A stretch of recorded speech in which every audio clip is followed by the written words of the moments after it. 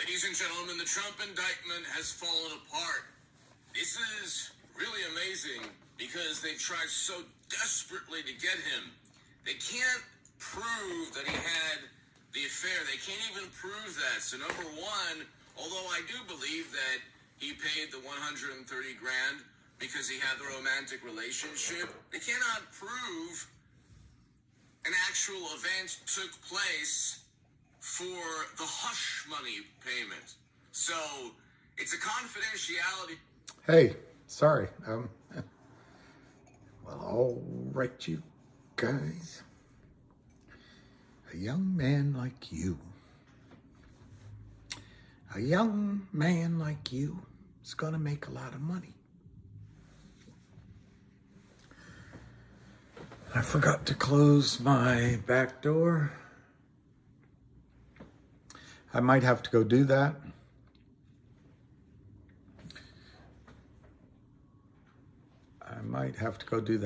If you give me a second, I apologize. I'm going to go, I let my dog out. I'm going to go close the door so we don't have to worry about who comes in. I'll be right back.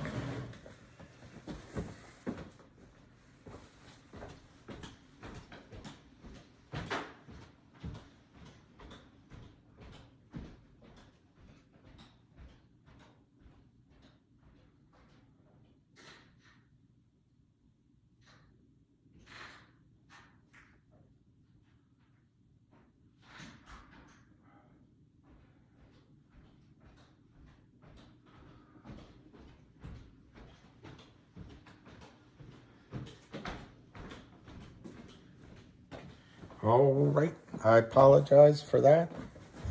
I just forgot to close the door. Normally I go close that door before I turn on. Tune in, turn on, tune out. Let's look quickly before I answer your queries. What the couple of the prices are doing. GME is still up, which, well, it's not up as much, but it's still up. It's up 37, 38%, 24, 36. That's a lot of volume, 62 million shares. Let me know if there's a ham call. I'll look, but I don't think there is one. There might be. GTII is 209, so it was as high as 220, which is, you know, I just have rough numbers. I think we went through the gap, and I think 220, 225 is probably a little resistancy. But it's 864,000 shares. We still haven't gone to 1 million. Logic is 45 cents. 45 cents bid to 46.5. I'm taking too much credit. One of the investors in Logic has arranged for me to interview the CEO of Logic in front of you guys, and the CEO has agreed to do it. So we just got to pick a time, and I'll call him after I get off here, and we'll pick a time either sometime tomorrow in the evening, whenever he's free. Ham is calling. All right.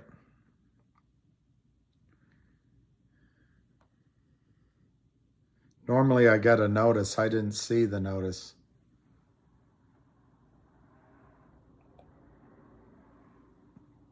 What, Otto? Am I getting married?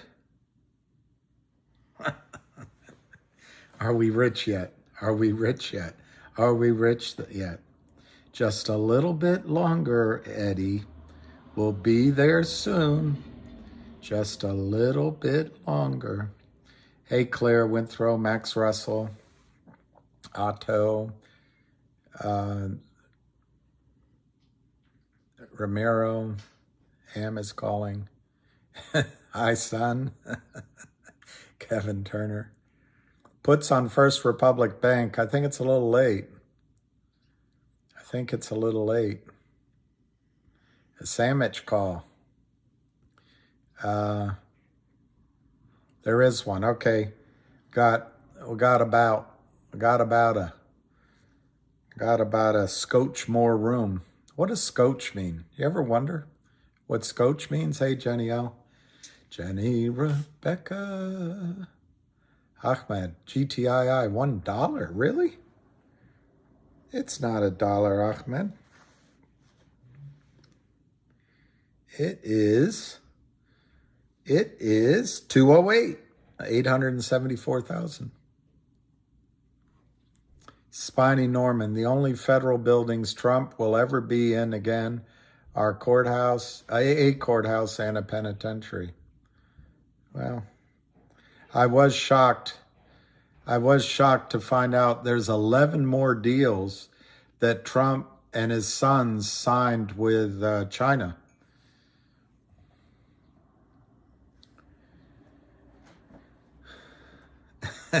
Man, you certainly did miss a few zeros.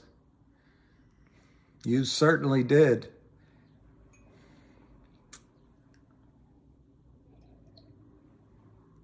Ivory, when it's 208, we will celebrate. See, I could be a songwriter. I could be Lionel Richie. The man with no name has entered the chat. Well,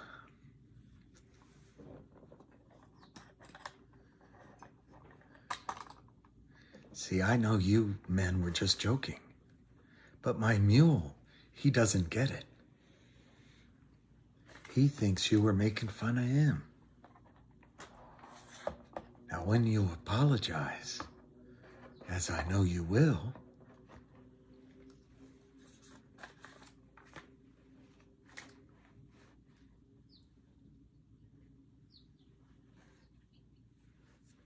all right. Basamo, Lou being back in GTI, he may have good judgment. Don't you worry. What does Ham do for a living? As far as I can tell, he holds the hands of a bunch of ragtag collection of investors. But if I had to say what he does for a living, he might take exception. But I think Ham is a superlative family man. He takes care of his family, I think, is the number one thing about Ham that stands out to me. All right, let's sign in before I forget. Welcome, and thank you for choosing.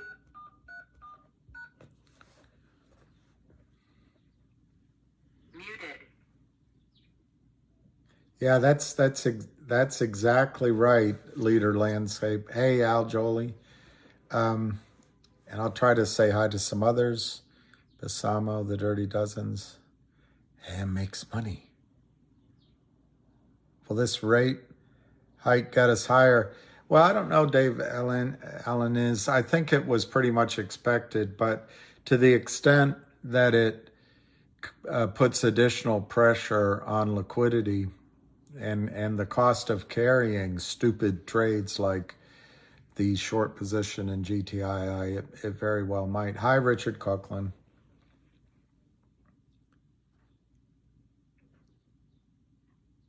All right, Lion, all trades. I won't read it out because I won't give it more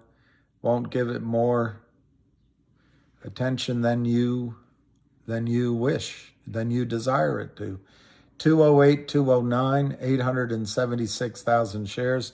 You saw the news that came out on GTII today. In case you didn't, I'll read it very quickly because Ham will reference it. Global Tech Industries Group gets confirmation its complaint has been served on all defendants. GTII announced today that the lawsuit previously filed by the company in the United States District Court in Southern District of New York has officially been served on all defendants, including Canaccord Genuity, LLC, Credit Suisse Securities, USA, LLC, Instanet, LLC, Lime Trading Corporation, and GTS Securities, LLC. I love this sentence. The company looks forward to its day in court. No settlement here, boys. No settlement here. Just get ready. Get the handcuffs ready. Get the tattoos ready. Right. I'm not going to read that again either, Ramiro, but I read it. Maybe other people see it. I'm not, because I don't want to start, what's the word? I don't want to give it more attention than necessary.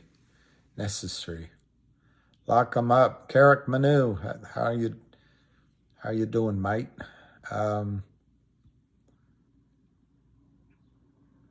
Yeah, maybe the China deals were good for all involved. Yep.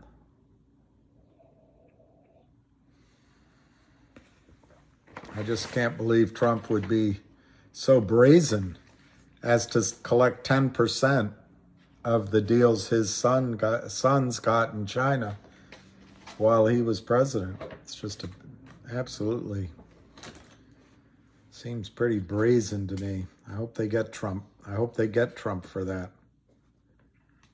Seems like selling your office when you're president, like Donald Trump was when his sons gave him 10% of every deal. Seems pretty illegal. Even if he was president of the United States. Yeah, the SC is going to do a further investigation into Alpine. And there was 30 days. Yes, Alex, 30 days. And I have 2 dates for you, Alex Cruz. One is March 29th and one is April 3rd. I saw both dates. I don't know which one prevails. But even if it's the later one, you're absolutely right. I'd say let's say within 10 days, I would expect the judge to rule that their defense is pretty weak, and then FINRA will be allowed to expel Alpine. Obviously, when judges are involved, they can do anything they want. So it could take more time, but I don't think so.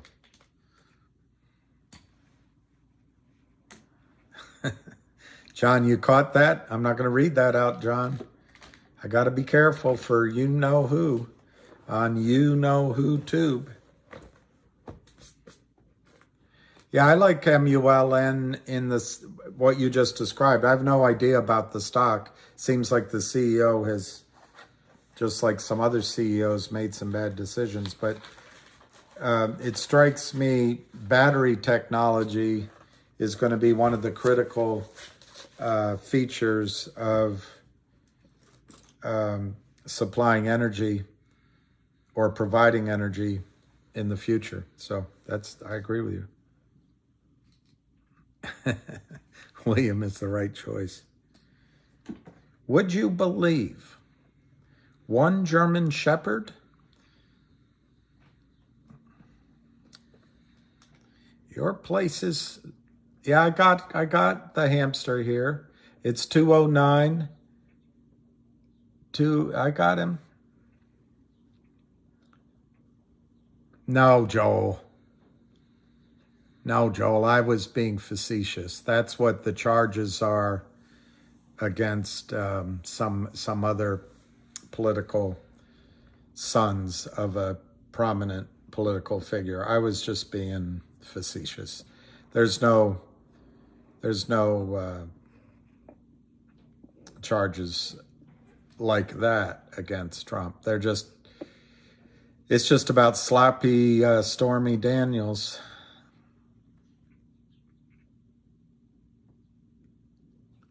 He is a short reader. I can't say it out loud, reader. Tucker Weston, that's right.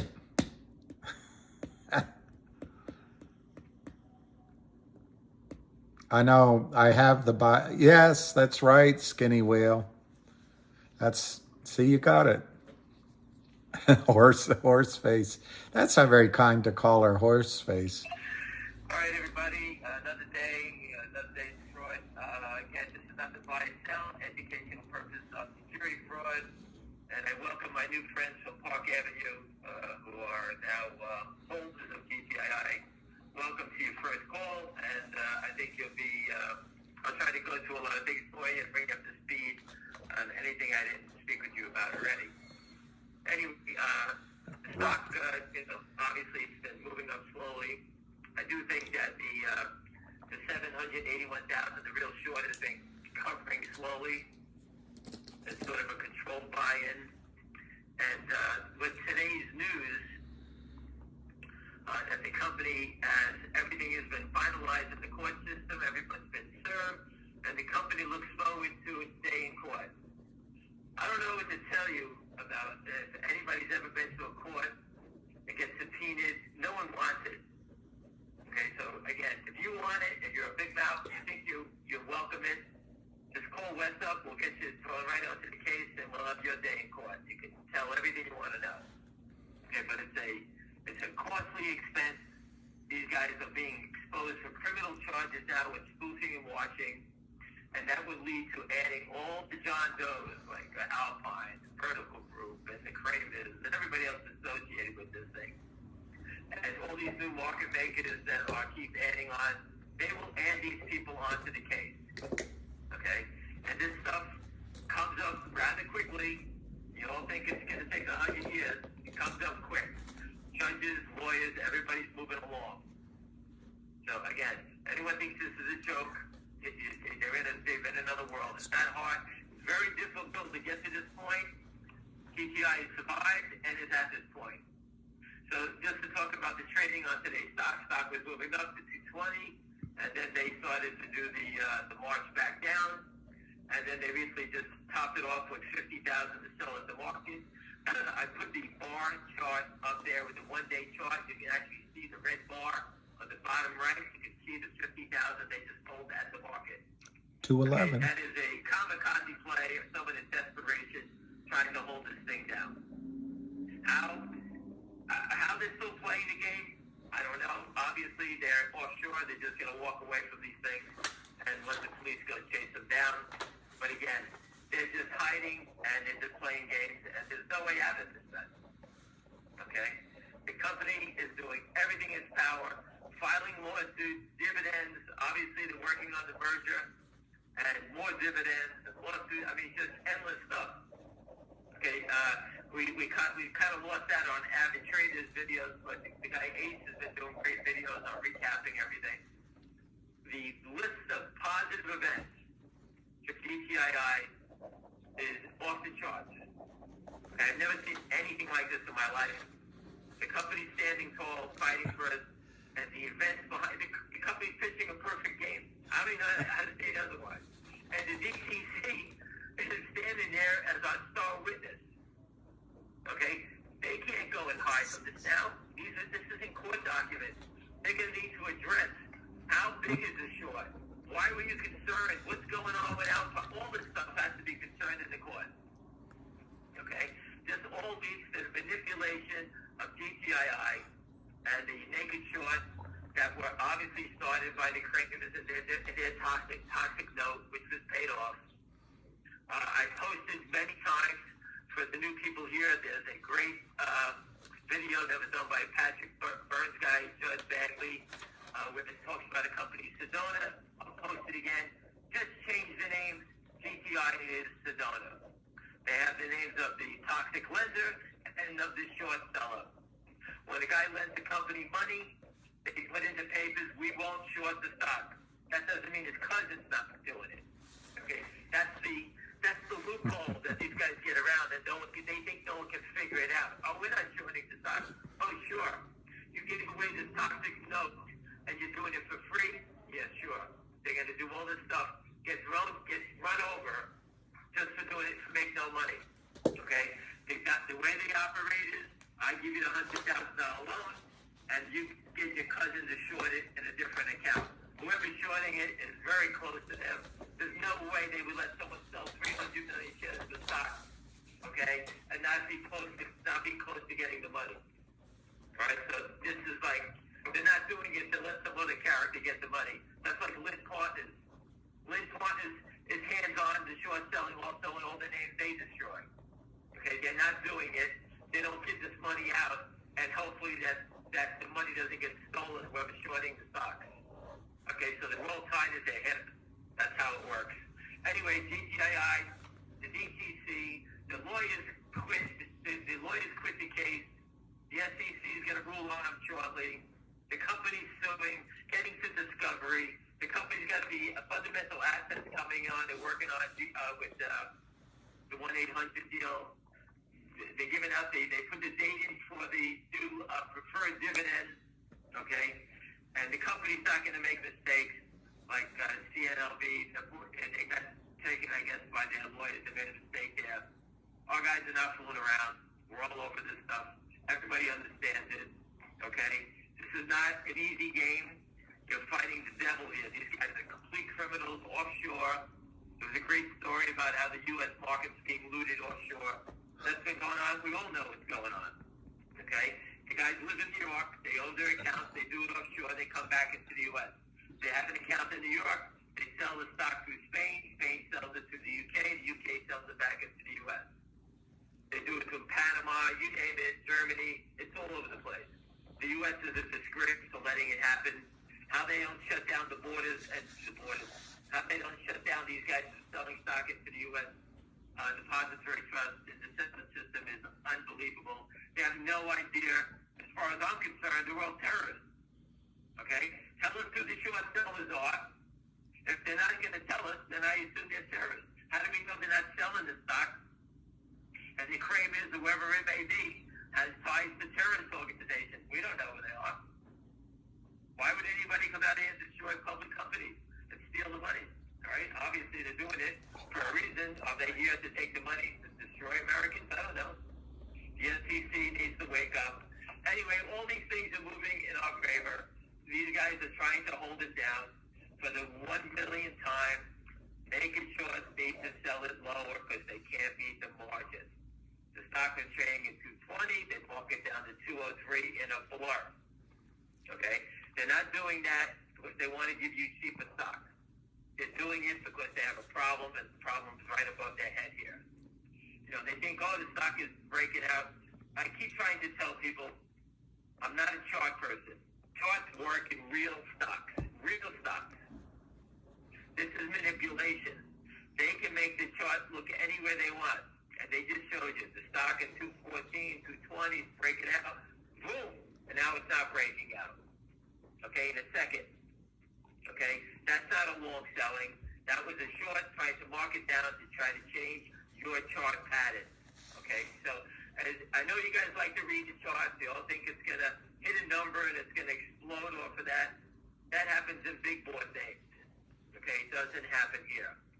A few people ask me questions about, will the company get listed once they do the 800 deal onto a new exchange? And I guess they will. But again, is naked short selling in New York Stock Exchange stocks? GameStop is a New York Stock Exchange stock. And again, they can short everything. What's the benefit of going on any other exchanges? It doesn't even make a difference. So being concerned about that, you're adding the verge. If you think going on to a new exchange is going to save the day, you're crazy. FSGR added to the NASDAQ. The stock was $9. The day was added. As a welcome committee, they knocked it down to $1. That was a thank you for getting uplisted on the NASDAQ. Okay, so getting listed on these exchanges, the woeful is shit. They do nothing for anybody. They don't protect you. You don't get more police around you.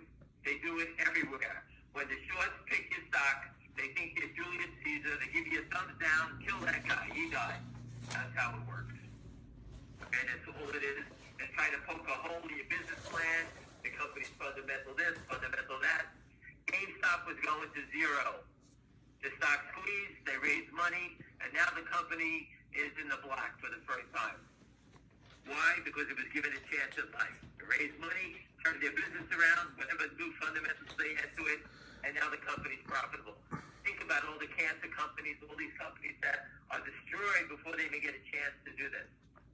That's what this is about. GTI is showing you the system is broken. Okay? This is the classic example. The company's not diluting itself. It's standing tall, standing for the shareholders. We have them trapped. Again, the proof is just off the ball. If you just listen to Charlie Mayo's call, and like I said, I know a ton of us are going down to the court the day the court case happens. Okay? This is going to be, this is going to be a tremendous event for everybody here.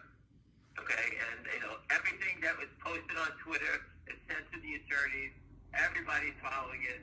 So just to give you a different twist on things, on the market makers in the stock, these idiots keep using new market makers and think that we can't figure out how to follow them, follow the bouncing ball.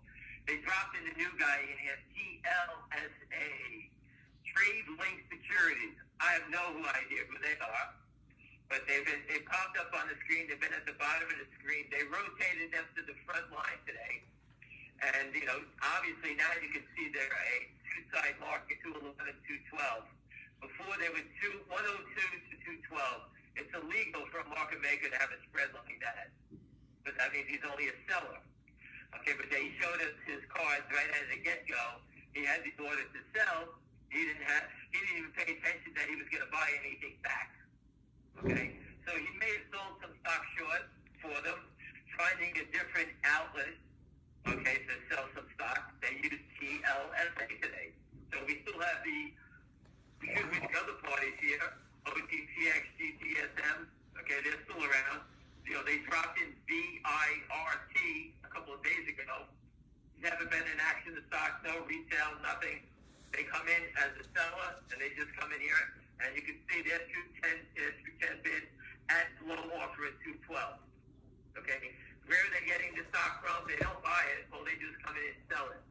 Okay, and that's the TLSA was very easy to see before. Again, they dropped into the sell side, and they forgot to move their buy side. Market means that they're paying attention to what we're saying on Twitter, because that is a violation right out of the gate. Okay, so these guys keep using different market makers. They're trying to get you confused that there's many new sellers and this is this and that. And these people taking orders have no idea that this is a thing that's on the street.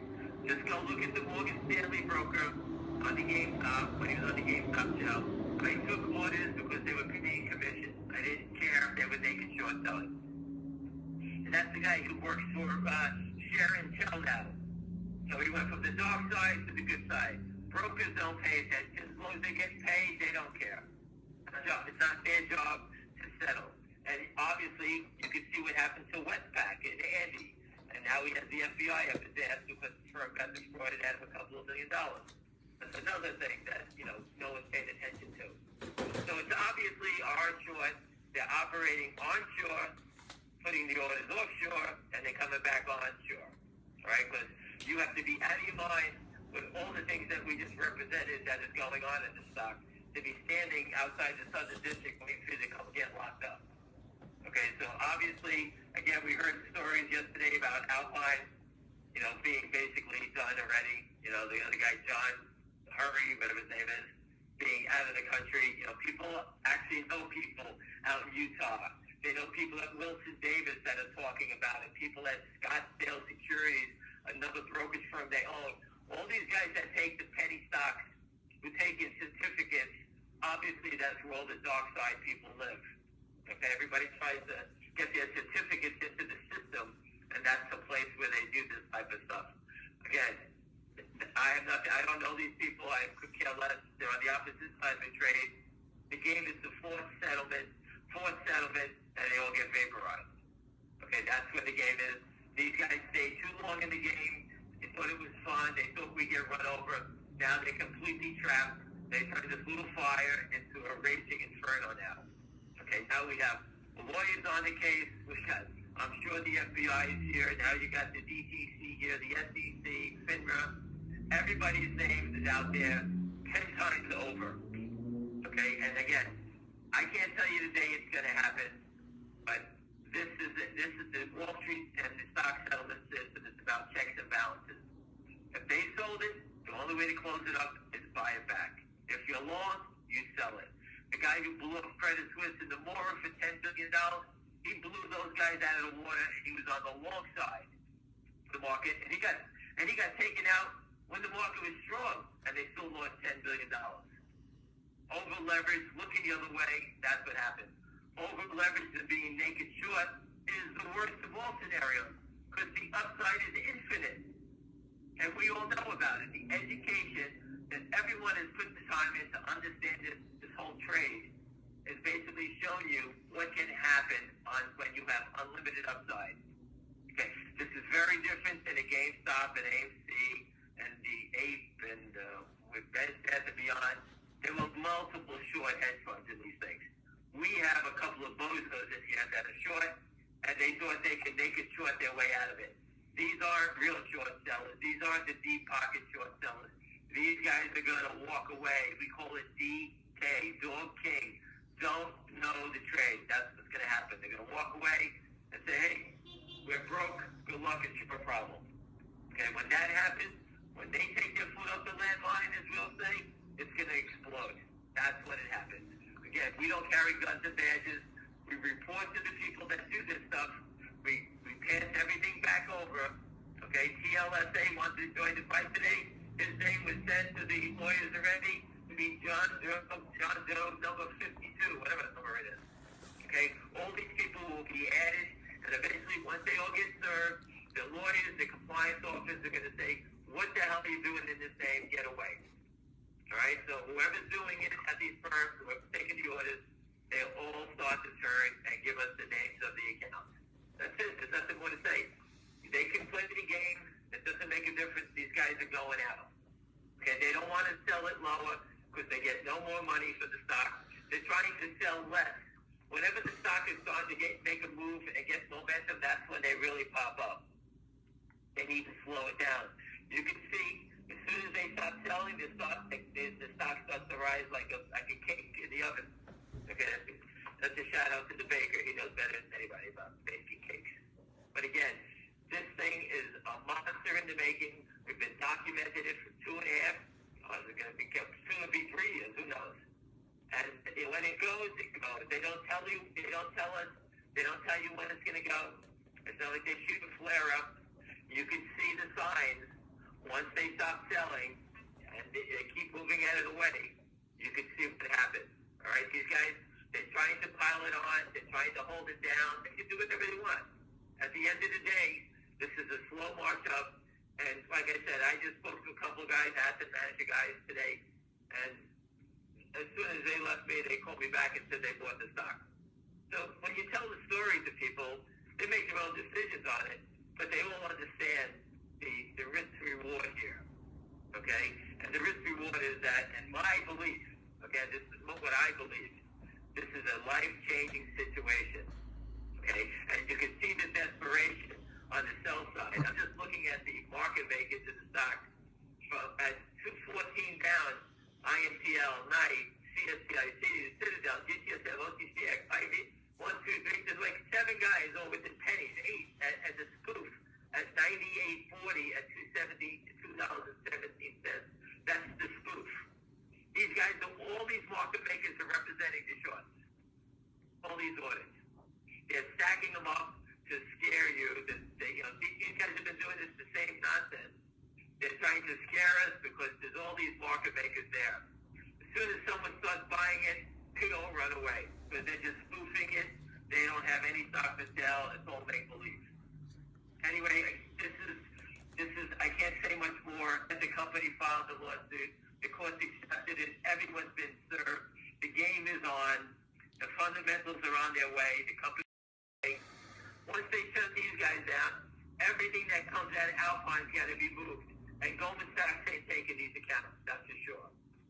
No one's going to want anybody doing business through Alpine to be taken into Goldman Sachs and say, sure, we'll take you in here. You're a member in good standing on the street. You did business where? At Alpine? No one's going to take these accounts. All right? So these are just games. It's very difficult. And, unless you traded for many years, you don't understand the trick, what these guys try to do. They have people bashing out there. They're bashing a stock of $2. Who would bash a stock like this? Go bash a $100 stock. All right? Who would waste their time here? All they're trying to do is get you to sell. That's the whole game. The whole game is to try to get investors to bail out and make stupid decisions. That's how it goes. Being listed on another exchange means nothing. Okay? Show me how a company got listed on a higher exchange and how it took them to the moon. If it did, it's very rare. I watched it in real time with finger motion. I thought the thing was going to take off. It went from 9 to 60 cents. On the news, they got listed on the NASDAQ. The Lind Partners. What's the reward? Welcome to the U.S. We're just going to kill your stock. That's what they did. All right, so listing on those exchanges, it doesn't work. Reversing your stock, it doesn't work. I can show you 100 examples. Every time someone reverses their stock, they're destroyed. Okay, that's another trick. They try to destroy your company and then reverse your stock. That's the game plan. Reverse it and they start again. So if you reverse your stock from 20 cents back up to $5,000, you'll be back down again. It's just selling. It's just more money. Root, ROOT did that. It went from 1 to 25 and it's back to $4, I think now. 1 to 25 to 4. It's $4. Okay, that was a great example of a big insurance company. Now you're looking at the stock at 351. We got 9 minutes to go. All the guys disappear. Like I said, all the market makers all stacked up there, all move away, and now it's off at 214 again. Okay, these guys, 212, TLSA, VIRT, OTCX, TCSM, Citadel, all the 212, and then CSCI 213, all gone. Okay, they just disappear. They go back and forth. They're spoofing back and forth. Do you realize what I'm describing to you? Manipulation. Who's standing there doing this all day? If you think you got a headache watching it, think about these morons doing this all day. Okay, going back and forth. The police outside their doors, and they're still standing. It's like standing in the bank mall, and the police are holding the bags for you while you're too stupid loading the bags with money. Like no one's going to catch these guys. This could be potentially a 10, 20, 40, $100 billion loss here. Covering 300 million shares, I gave you the math. Every $10 is $3 billion. And everybody knows about it. And if we all know about it, once it begins, the real big players are going to come and they're going to front run the buying also. Sometimes when these guys turn to go buy it, they may not be able to buy a share until it's $30, $40 because everybody's running in front of them. And you say, come on, that never happened. Oh, yeah, go look at GameStop. What happened there? That's why the stock went to the moon, because the shorts couldn't cover because everybody was running in front of Melvin Capital and everybody else. What do you think? No one sees their orders. Everybody was running in front of it. The whole street knew about it. Right? That's why people were buying options at 200 because they knew they were supposed to cover. Who bought options 300? Keep up the big players that come in later because the big players can buy 1 million shares of a stock at $10 or $20. You don't need them down here now. They look at this and they're watching it, and trust me, I have many brokers that have many friends of mine that are talking to big hedge funds. Once it starts going and it shows the things and they take it and put up the landmine, these guys will be running in to buy it. That's how they all work. I work with them. That's how they operate. When it starts moving, they don't give a damn about the first 1, 2, 3, 4 points. You could care less. They want to make the next 200 points. That's how these guys operate. That's how they think. Because then they know the game is in play. And that's what I expect to see. Anyway, these are my opinions. You can see the fraud. You can see the game. They're trying to hold it below 214. I don't know, 214, 220, whatever the stupid number is. I'm a firm believer of buy stock cheaper. Why not? Why would you pay more? Why Why would I need to pay $3 for it? I can get it at $2. Okay? The case is moving down the road through the courthouse. The merger with the 800s coming down the road. All these things are happening. Okay? The record dates, all this stuff is happening. And they just keep going back and forth, manipulating the stock like crazy. Anyway, listen, have a great night. They're just spinning new wheels. That's all I can basically tell you. Have a great night, and I'll touch base tomorrow.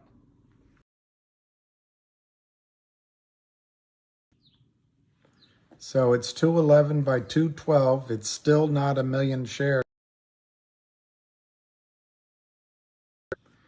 Again, 12 times.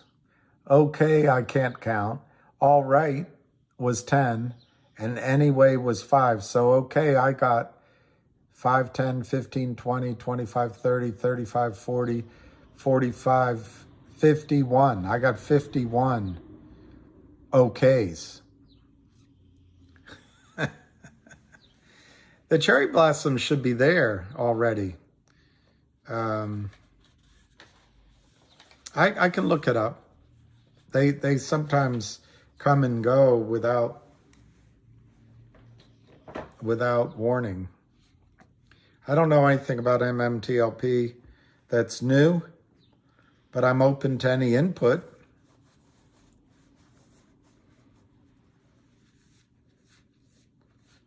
I don't think Ham has bailed on MMTLP. Au contraire, I think he's extremely supportive. He's worked with Wes for MMTLP. He's worked with John Berta. And I think he's extremely proud of all the efforts everyone's doing at MMTLP. It's just there's no real, the stock's not trading. He's a trader, so what did he bring? All right, Richard K. I think MMTLP resolution is coming. Vince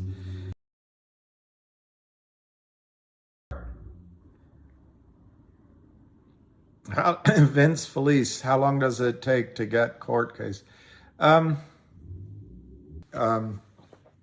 think there'll be lots of filings at the court all along and discovery and all that. Well, they're moving towards discovery.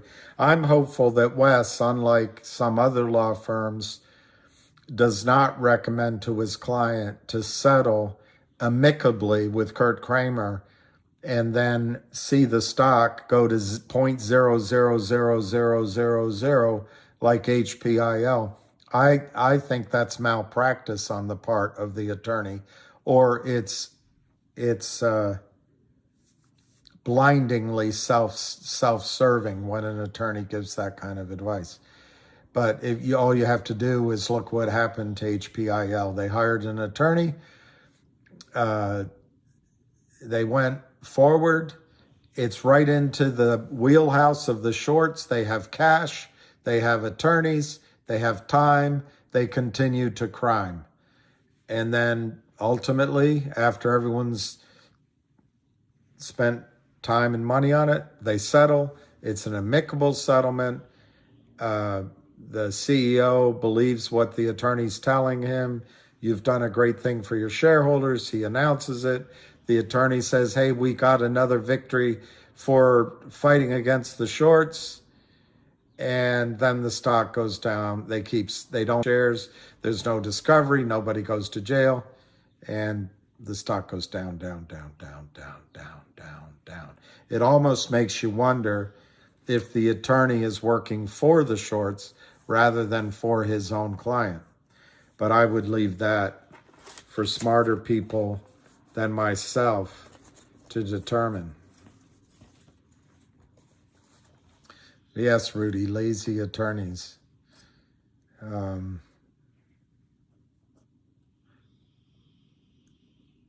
After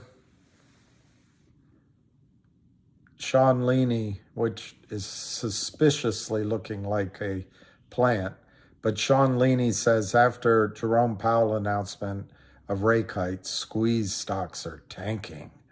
Oh my gosh, dun dun dun dun dun. Don't you know by now, Sean Leaney, that every bit of news, whether it's good, bad, or indifferent, guess what the shorts do? They sell it down. They want you to believe it's bad news. They want you to sell. They want you to panic. They want you out. You're too drunk because you were taking shots of, where's my list? See, if you'd gone with again as your drinking game, again, it was only 12 times again. So that would have been 12 shots. That's a lot of shots on okay. Bravo to you guys. I didn't pick up on that he says okay more often than again. He throws in some all rights and a handful of anyways.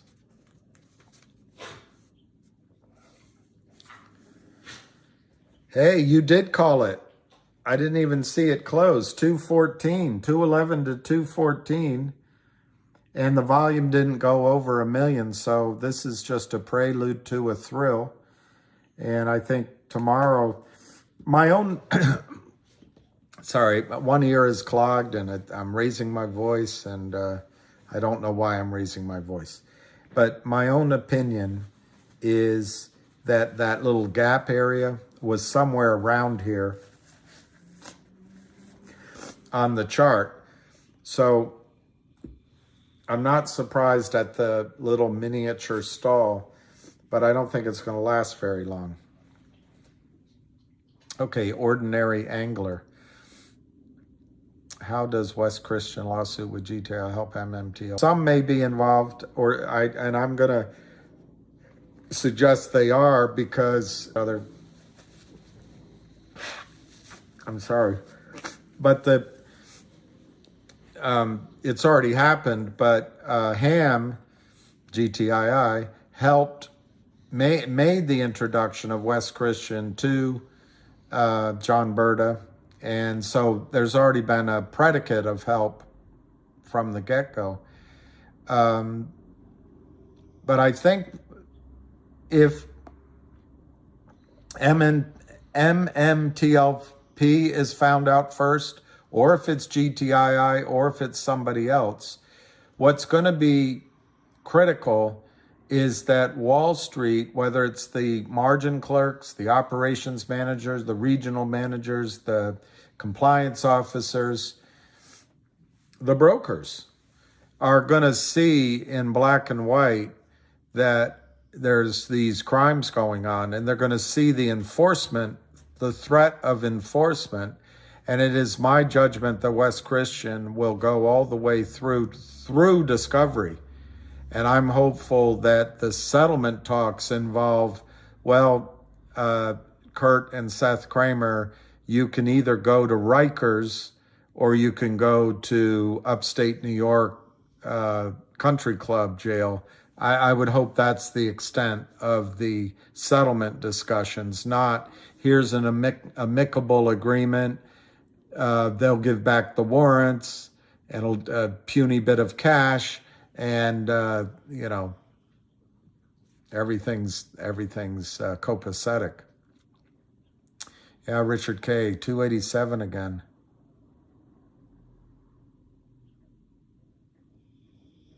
One of my moderators is putting you.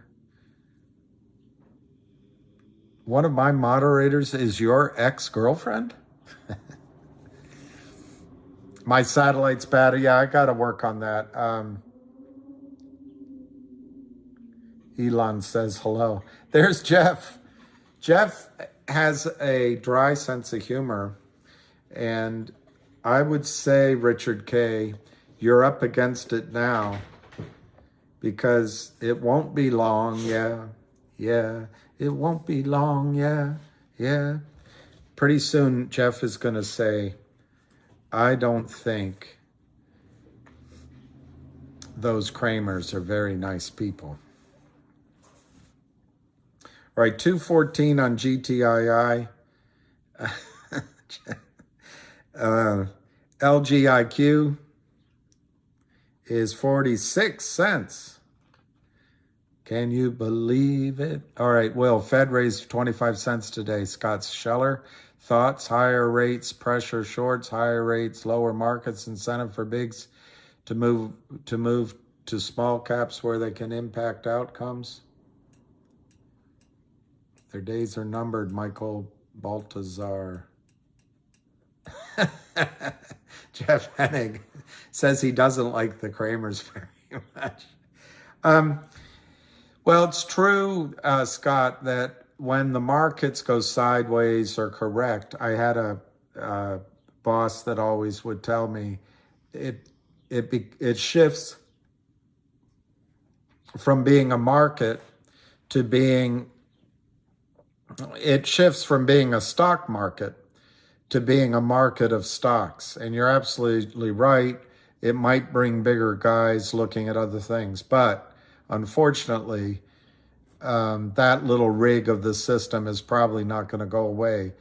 The big boys and girls don't play below $10. I mean, sometimes it's a little lower. And they don't play below 350 million market cap. Sometimes it's a little higher.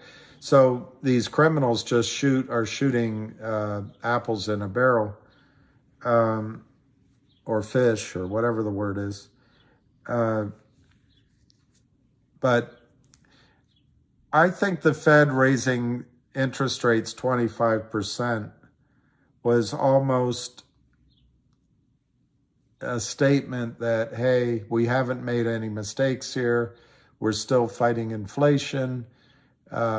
We got this. And that's a message to the bond market that the bond market doesn't have to be afraid of runaway inflation and the credit security behind the bonds.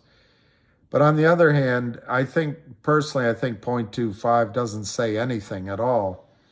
I think they would have been better going 0.5% and really just ripping the Band-Aid off the wound that has healed supposedly.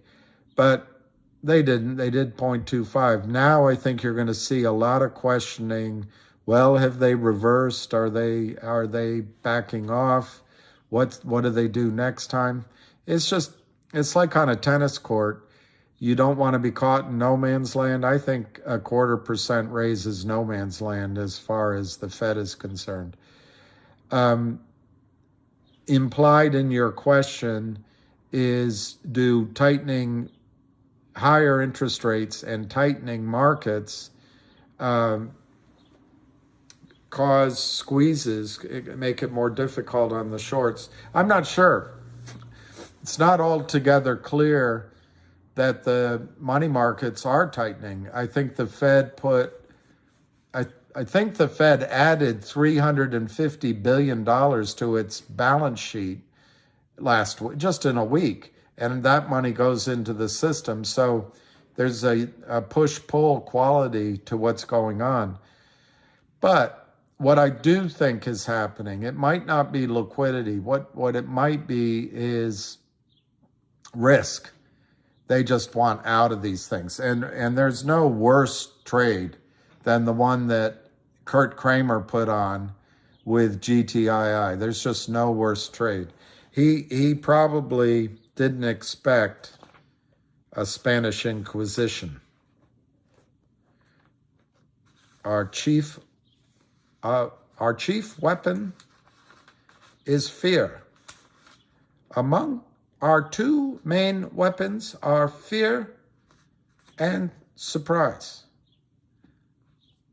Fear, surprise, and almost fanatical devotion to the Pope. Amongst our weapons are fear, surprise, a fanatical devotion to the Pope. I forgot. Get the comfy chair. No one expects the Spanish Inquisition. Nice tires. Another one?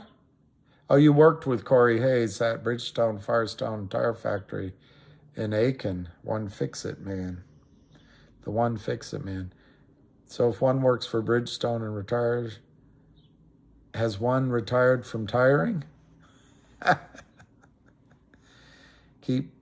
Keep trying.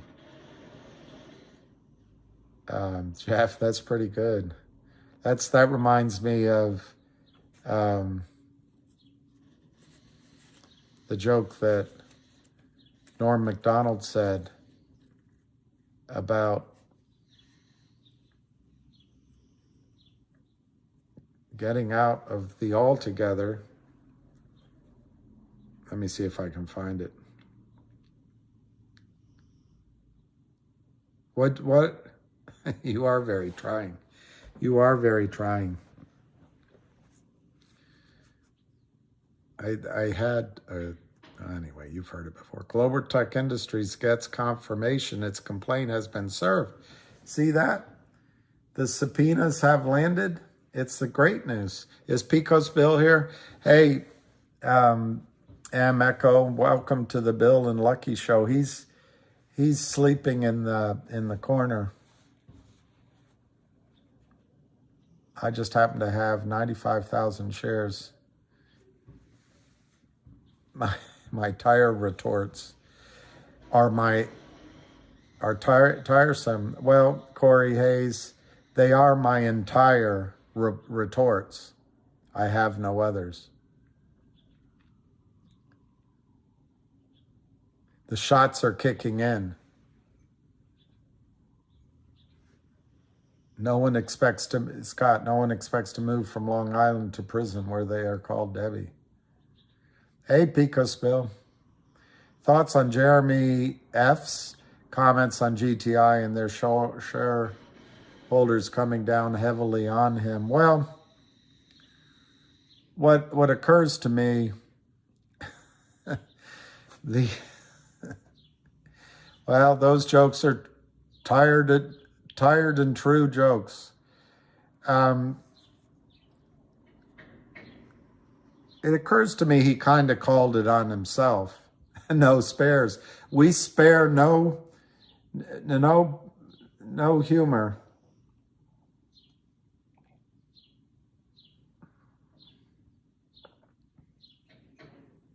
I don't know what Rod Westmoreland is, Stephen Rosenberg. That's really interesting. But it's further interesting that black book on Epstein is supposed to come out, or part of it soon. So, a lot of these other things may be distractions from that.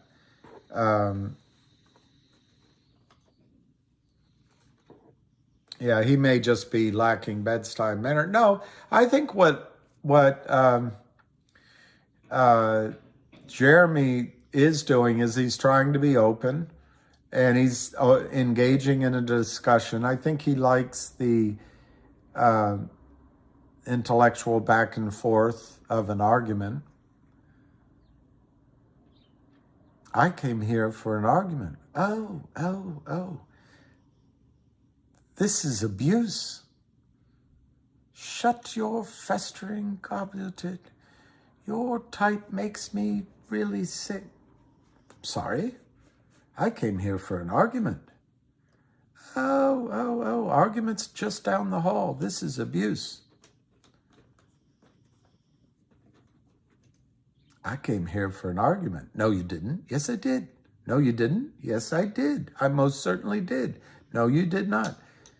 Is this the 5-minute argument or the full half an hour? Oh, I think we'll start at the 5 minutes and see how it goes. That was never an argument just now. Yes, it was. Look, an argument isn't the mere gainsaying of what the other person says. Yes, it is. No, it isn't. I don't want to argue with you. Yep, I'm sorry. Time's up. That was never 5 minutes just now. Yes, it was. No, it wasn't. Yes, it was. Well, if my time was up, you wouldn't be arguing with me. Ah, gotcha. No, not necessarily. I might be arguing in my spare time. I don't know. It goes on and on like that.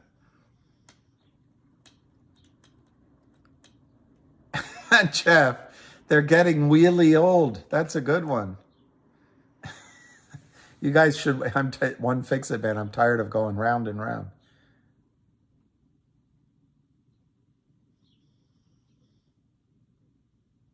Oh, that's interesting, Faith Racer. I think I made a big mistake coming here, Grandma.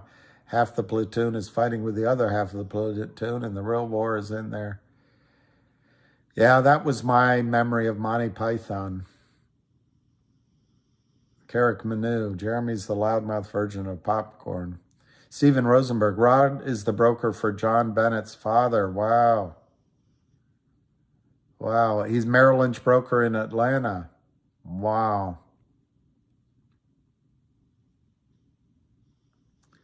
Pico's Bill.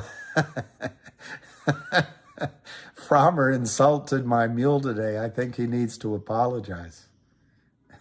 Huh? Oh, no. I know you men. I know Jeremy was just having fun. But my mule, he doesn't understand it. He thinks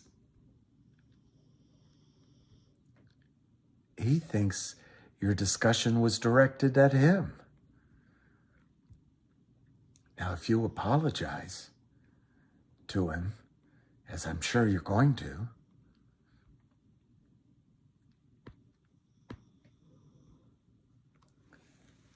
fistful of dollars, yep. My mistake. 4. Aim for the heart, Ramon. When you shoot a man, aim for the heart. Aim for the heart, Ramon. He says,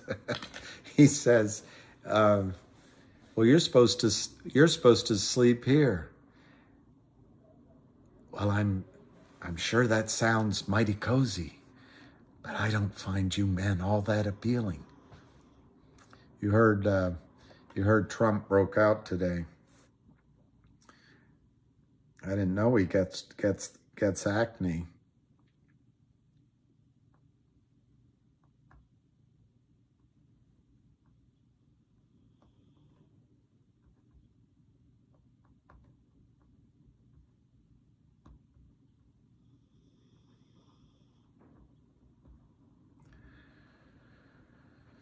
Where's the dude from Aiken, South Carolina? David Suckamel. I don't care what people say. You are funny, my friend. Yeah, there's something wrong with me. There's something wrong with me.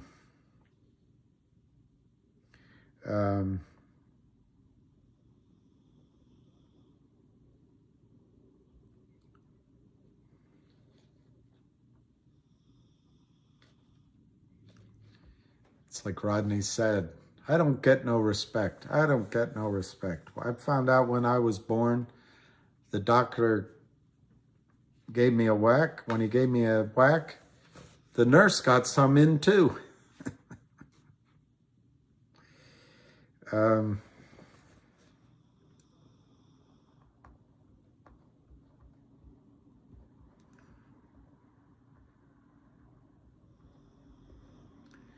Well, let's see if I can find this joke.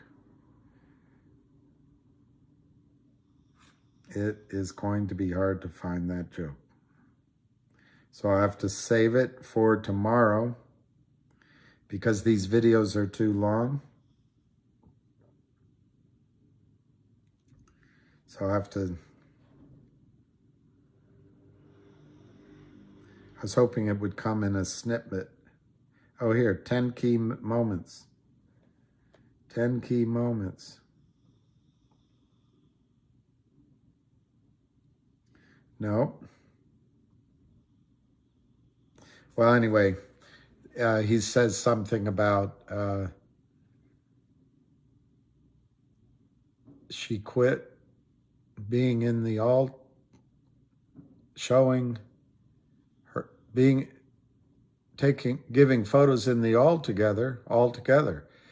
Norm MacDonald's theory of a good joke was if you could use, you in the setup, you use the same words as you use in the punchline. That was his theory of a good joke. That's like when he said, Julia Roberts and who was that country singer? Oh, I went to see him. I couldn't stand him with the hair up to here. Divorced, you know the guy's name.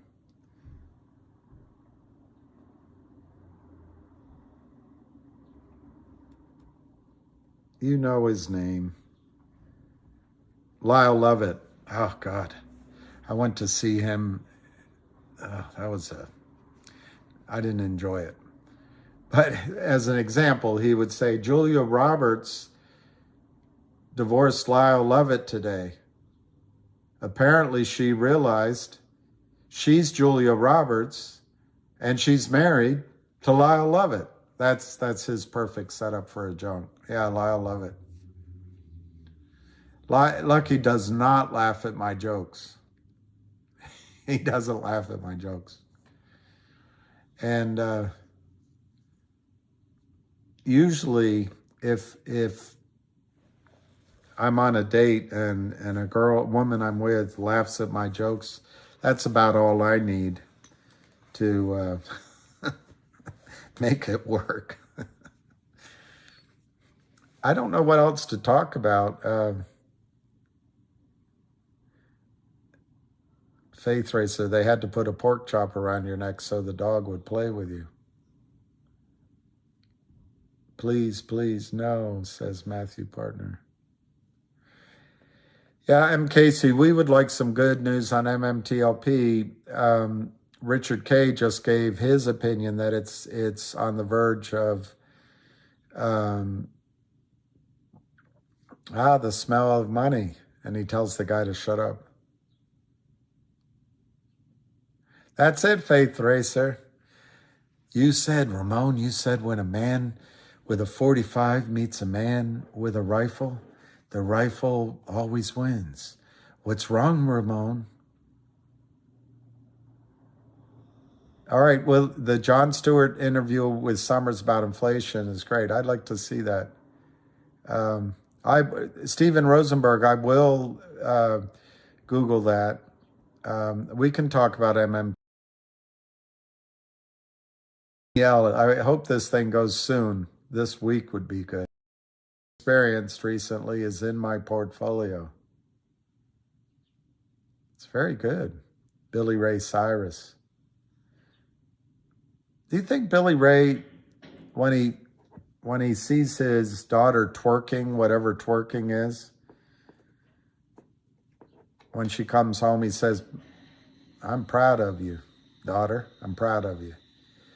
Talk about MMTLP. Well, I don't have much more to say about MMTLP than I've already said. I think FINRA made its announcement, and it was I think it was really, if they were turning in their term paper, they should get an F with that announcement. So, in essence, it's back in the arms of the brokerage houses. But I think, to me anyway, as simplistic as I can be, I think everyone, whether they want to or not,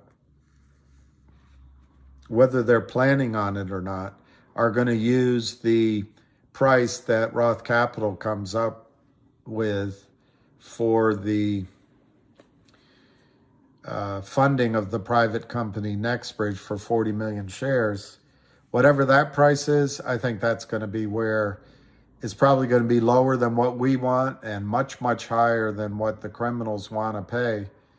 But I think that would be the starting point for some sort of settlement discussions.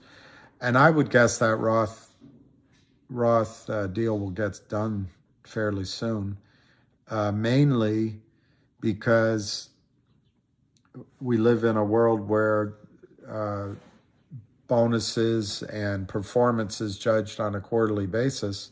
I don't know if Roth Capital does a calendar year, so I could be wrong in my supposition, but I think January, February, March is the first quarter. So you might get news this week or next week on that. On the other hand, what would delay it is if I'm picking my favorite engineering firm.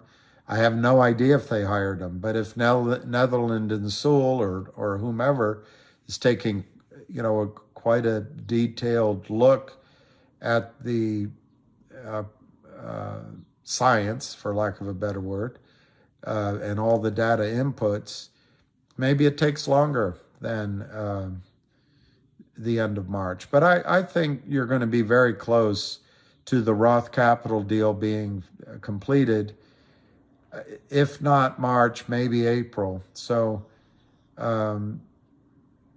that's just my view, because when, at least in public companies, when you have a prospectus, you have that engineering report, which is a snapshot of value from a respected engineering group. In the case of Netherland and Sewell, I don't think anyone comes better in the field than Netherland and Sewell.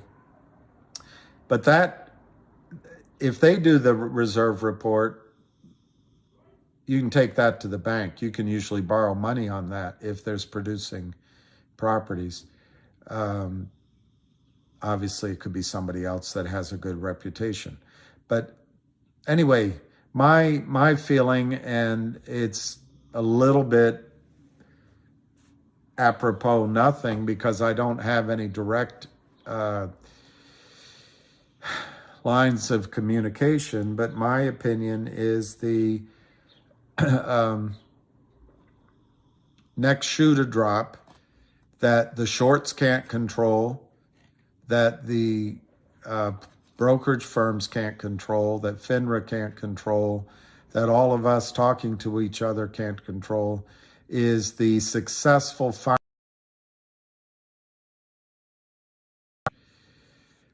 organized by Roth Capital, who was engaged to do that transaction, I think about 6 weeks ago. And I think that is going to have a dramatic effect on discussions of settlement. If I were a criminal, or if I were one of the brokers or the prime broker or a hedge fund caught short, and I'm just making it up, but let's dream big. Let's say Ross Capital raises the money somewhere between $75 and $125 a share, or higher. Again, I'm making these numbers up to discuss a concept. I don't know what the numbers will be. But if they come in high, the shorts are going to go, oh my gosh, the value's going up. We better close this transaction out on the behalf of all of you. And next, Mark, I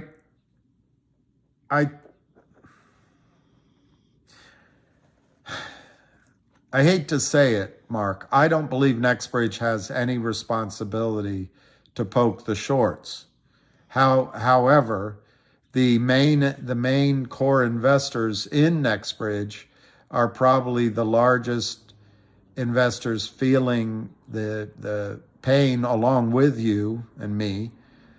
So maybe that would be an incentive. I guess that'd be my first reaction, Mark. The second would be,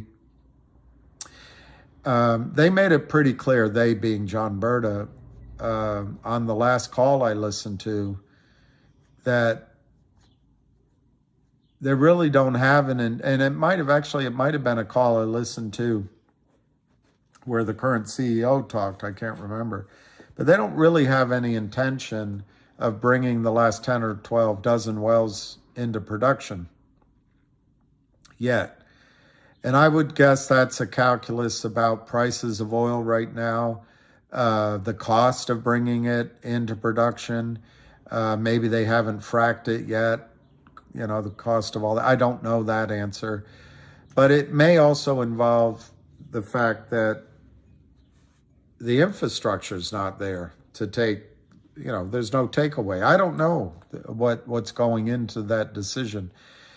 But pretty importantly, they may be deciding right now that with the capital we have on hand, we'd rather go push our science wells. As they drill out, if a well's successful, great. But even if a well is marginal, it's data that tells you where you can then start drilling further. It gives you data. And awareness that they have 3,000 shallow wells that they can go down. I'm going to forget. I think it's 3,900 feet is the important point. Horizontally, they may just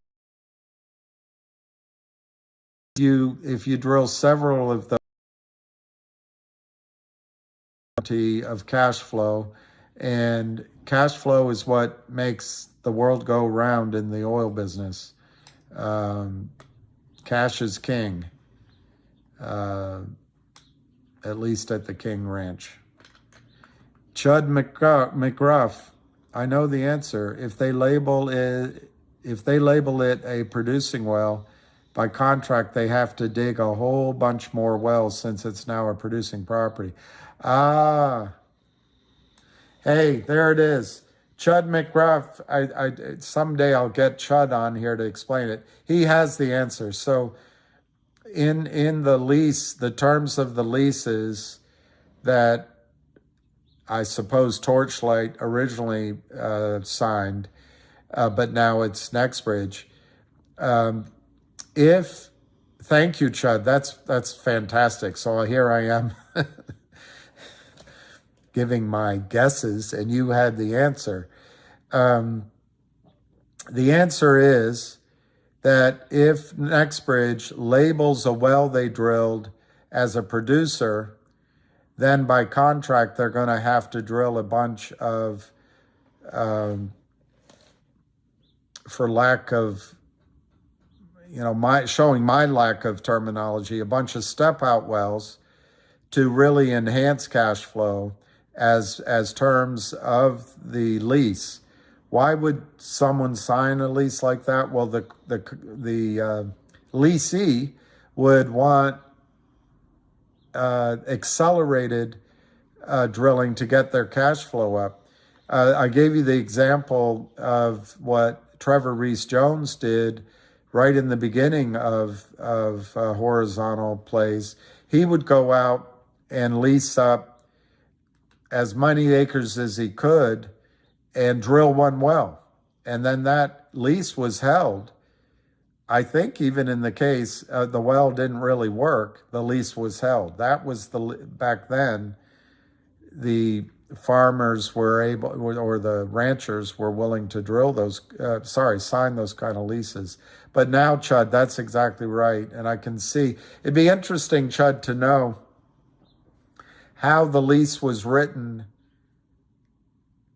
how an well, I guess you're saying it, implied in your answer is all they had to do was drill a well to hold the lease, that it didn't involve production, at least in the early stages.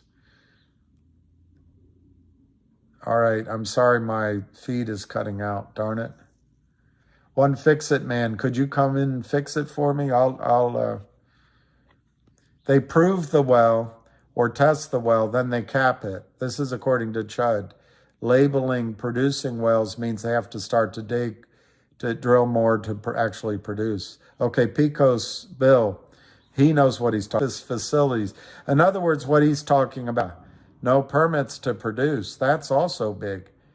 Drilling only to map the reservoir to build the value proposition. I agree with that, Pico's Bill. And I think even though some people believe the company, they're going to sell Nextbridge quickly, and it's always a debate, but I think they're actually going to do more of the proving up the value before they sell. I think Chud McGruff has the best oil man's name. All right, here, Pico's bill. They moved from drill to hold lease to a produce to hold lease. All right. So the lease, I'm interpreting what Pico's bill just said. The lease as it exists is a drill to hold the lease, and there must be some time requirement. There may be some other requirements, but eventually it becomes a produce to hold the lease.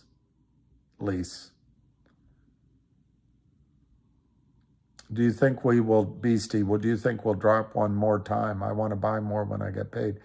In GTII, I don't think so, but it might. It could pull back from the 215 area back down into the mid, like 207, 209. Hey, Heidi, hey, Heidi, Irene, Moga.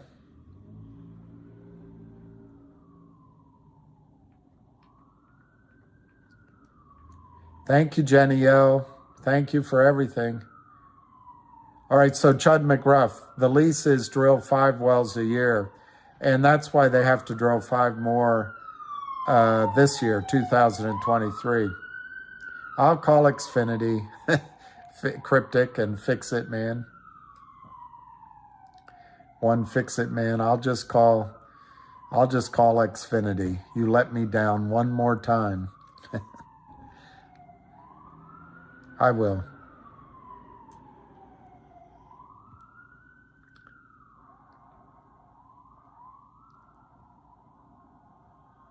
Okay, so yeah, I think I got to work. I am working on it, but I'm just one fella, and I don't have. Anyway, I got to do better. Richard K, MMTLP, $12.50 a share or $3.50 plus next bridge in settlement. Hey, who could say no? Who says no, as they say in fantasy baseball question? Who says no? Lena always.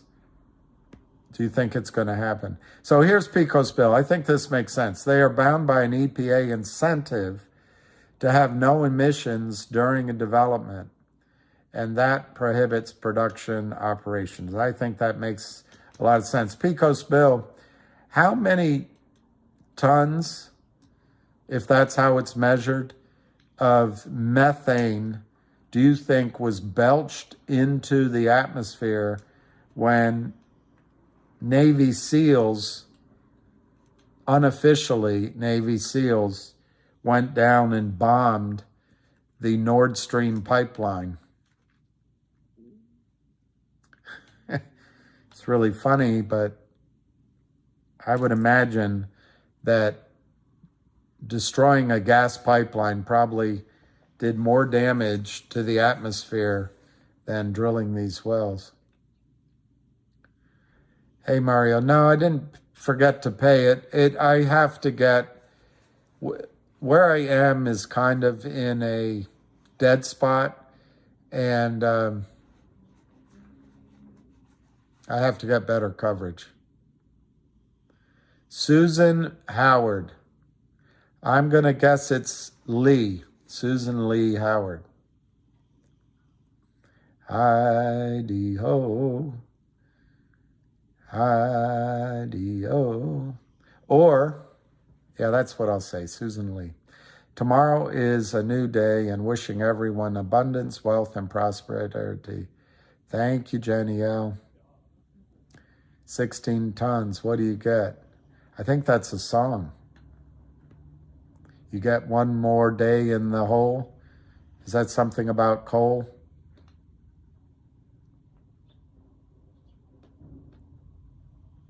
It is an unknowable quantity, but my point is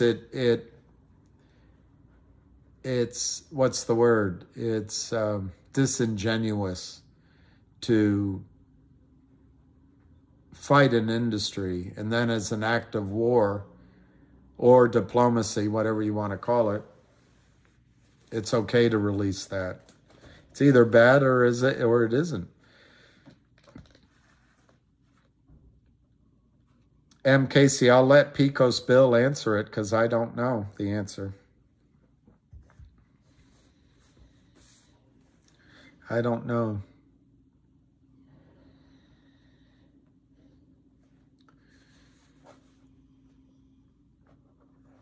Has it died?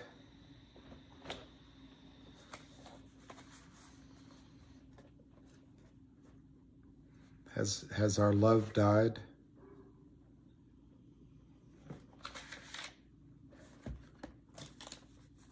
Maybe our love has died. After the love was gone, how could you lead me on? I think our love has died. And maybe that's a sign to finish early today. I don't know. I don't know. I'll give it a second to see if anyone's there. Otherwise, I might finish early. Might finish early. New comments. Yeah, it feels like it's over. It's over. It's over. I might leave it at that. If that's it. Okay, there we go. Ace in the hole. I don't have a tap dance. Ace in the, are you like, and I go off the, okay, you say nope. All right, so Susan.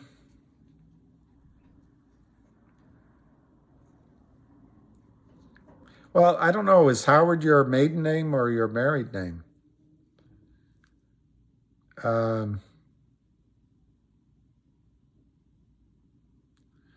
It could be,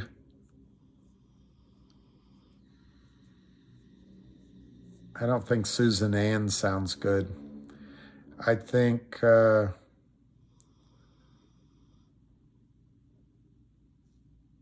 Susan Marie. So that's two. It is my Wi-Fi. Elon did die trying to, oh, it's your real name.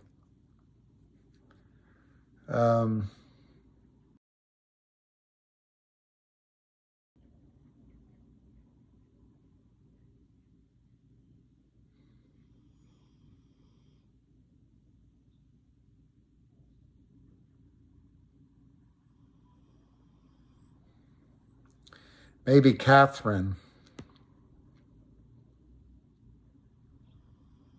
Not far off. Not far off.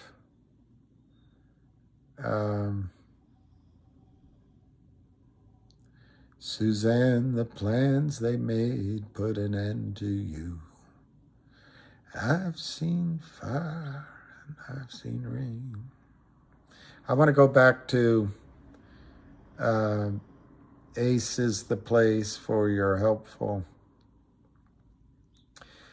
Dos Equis, where is all our dollars the brokers hold? How does it get transferred to NextBridge? And how does the dollar... Well, the fact is, that's the whole issue, Dos Equis. The odds are that none of our money gets transferred to NextBridge, and it's just sitting in brokers' accounts. And that's where the fraud enters in. That's where the fraud enters in. Yeah, it does, Ace. It looks like the stock is setting its own pace. Let me see. We closed at, it must be closed again. We closed at 214, 927,000, up 4%. I'm going to get this fixed tomorrow. I'm supposed to have somebody over to fix it.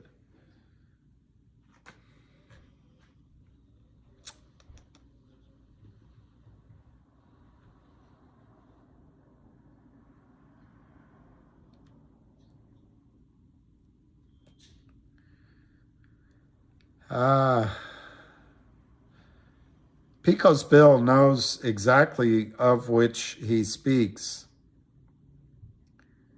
He knows exactly of which he speaks.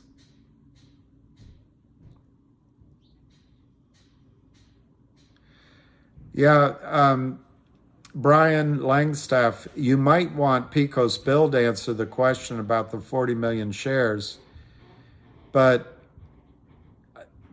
all right, an icebreaker.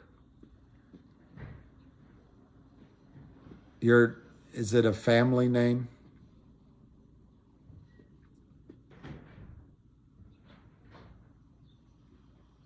Susan Ann Howard? Susan Annette Howard.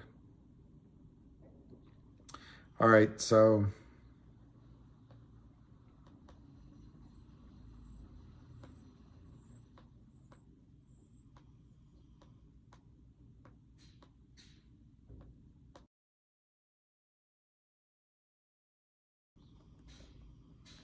all right, I just subscribed. Oh, what did I do wrong? Oh.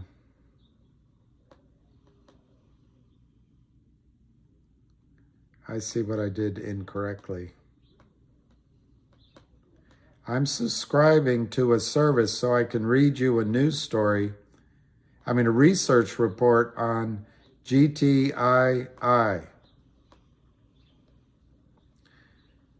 Okay, I confirmed it. So now I'm going to get endless news from this guy. All right, so this just came out. Is GTI lawsuit a catalyst for a short squeeze? And this is Frank Nez, Finance, Knowledge, Freedom. It's just some people talking, walking through this world all alone. Okay, so Global Tech Industries Group announced today that the lawsuit previously filed by the company in the United States District Court in the Southern District of New York has officially been served on all defendants, including Canaccord Genuity LLC, Credit Suisse Securities USA LLC, Instanet LLC, Lime Trading Corporation, and GTS Securities LLC. The company looks for. In February, the company took legal action against Naked Shorts. The Nevada Corporation announced that its board of directors had authorized management to move forward with appropriate legal action in connection with what it believes to be illegal trading activity in the company's shares. As the company previously disclosed, it has retained legal teams of Christian Levine Law Group, Levine, and Warshaw Bernstein LLP, Warshaw, both of whom have specific expertise in stock fraud litigation to handle the legal actions for the company. The legal actions may be directed at broker-dealers, market makers, and other relevant parties the company believes have been engaged in illegal trading activities that have resulted in a significant number of unsettled trades involving the company's shares.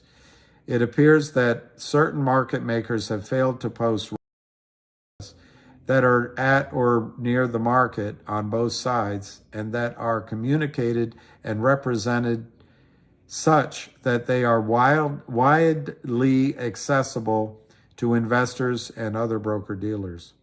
When market makers fail to meet this requirement, as well as other applicable requirements, it can bring into question whether or not they are engaging in, quote, bona fide market making, unquote, and can avail themselves to, quote, any locate, unquote, exemptions afforded to bona fide market makers when executing short sales, per Global Newswire. The legal action, how does he get into this story? The global action comes after Genius Group CEO Roger Hamilton urged CEOs to fight against naked shorts. I have to admit to you, I should let it go, shouldn't I? You're saying let it go. The fact is that GTII was first, Ham was first, not Roger Hamilton. He jumped out ahead of the parade, but remember, somebody's got to play the bass drum while there's someone out there with the pom-poms. The illegal practice of shorting stock without owning and having to return the shares to the lender. GTII shareholders embrace for a short squeeze. Global tech industry shareholders anticipate the lawsuit will lead Alpine and short sellers to close out their naked shorts. The number one sign of a naked short in trouble is they can't let a stock trade higher, says Ham, an activist and retail investor. But, he's just following Roger Hamilton. Ham says GTII, the number one sign of a naked short in trouble is they can't let the stock trade higher. Margin. How do we know the DTCC told us? And then their lawyers quit and GTII sues. GTII shareholders are predicting the stock to soar several tens to hundreds of dollars per share based on the magnitude of this naked short event. Shares of the company are up more than 85% this year to date. Will GTII stock squeeze as high as HKD stock when shares rose from $13 to more than $2,500 per share? If massive buying pressure in the form of quote unquote buybacks from short position closing occur, there's no telling just how high GTII stock may go. OTC short report shows big short volume coming into global tech industries. We're seeing heavy 50% to 60% short volume days, with some days nearing 70% in March alone. He quotes the OTC short report. If the GTII sellers to close their naked, illegal shorts, the event will be historic. The last time a company stood up to naked short selling, the company and CEO were ridiculed, but eventually received a settlement to fly under the radar. Some of you might be familiar with Overstock and Patrick Byrne. Today, large communities of retail investors are backing up companies willing to fight naked short selling in a court of law. Only time will tell what will happen next.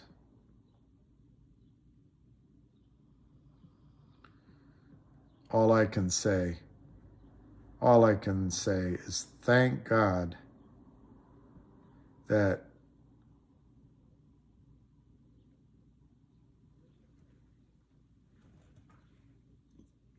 CEO Roger Hamilton led the way. I will follow him anywhere. Wizard Gray Balls, you had 2 shots and 1 booster. I thought you were talking about, hey, Brendan and Ella's.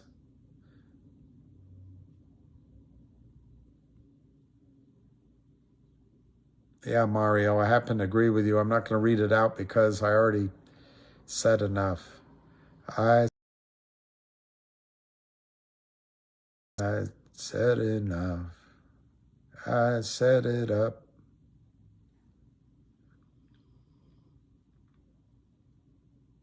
Well, that's right, Josh Moore. The real short is about 1 million, like 700, 800,000 shares. If they bought in, it would be huge. GOLQ has virtually no volume every day, even after NASDAQ gamma ray. Why no one shorting it? Thanks. Hey, PS71, stop stealing my moves. No, just kidding. PS71, I am going to have for you, maybe I'll put it on here or on Twitter, but the acting CEO of GoLogic and the CEO of Logic has agreed to come on our call and answer questions such as that. My answer, PS71, is there was a gentleman who earned 80,000 shares for something, and his 1 year expired. So he's been selling. There's only, I don't know, PS71. I don't know what happened to that 19 million.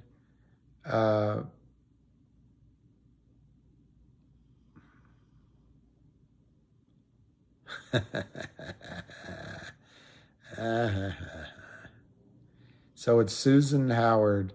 I'm assuming it's not a family name, but if it's a family name, maybe it's Sherman. No, from the South, it would never be Sherman. Yeah, I want to tell you about the 40 million shares, but let me quickly answer something for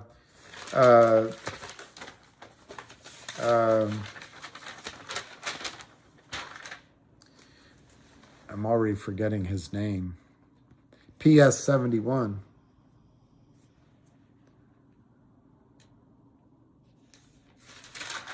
Oh, it's at the beginning of my interview. All right, so GoLogic, as of Monday, the amount of shares that guy still had to sell was 7,700. So there was some volume yesterday. I don't remember how much. And let's see how much is today. Nothing, 20 shares. That's pretty impressive. So that's going to go out of the way. In the view of the gentleman who will come on the call to speak with you, who has studied this stock closely, used to work on the Amex, very high up on the Amex. He thinks that GoLogic is worth $3 a share just based on the gamma ray nest egg acquisition. But like I say, that's what he thinks it's worth at a minimum, $3. Later in my discussion with him, he stated that GoLogic is probably worth $4 right now, and it will go much, much higher. He thinks down the road, GoLogic will be worth $20 to $25 a share. But I will have a space call, which I'll show live. Jenny just agreed to help with that, and I'm going to try to get several people on. Out of courtesy, I'm going to ask some of these other people that have welcomed me on space calls if they want to join. And, we'll have I don't know how to do it. That's why I have to ask for help. But we'll do it soon, and you'll be able to hear from the horse's mouth. Yeah, well.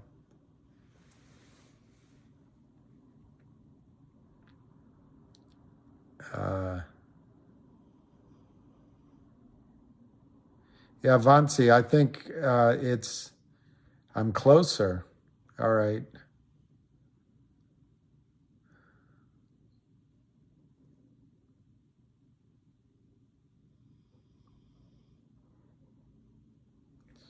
Susan.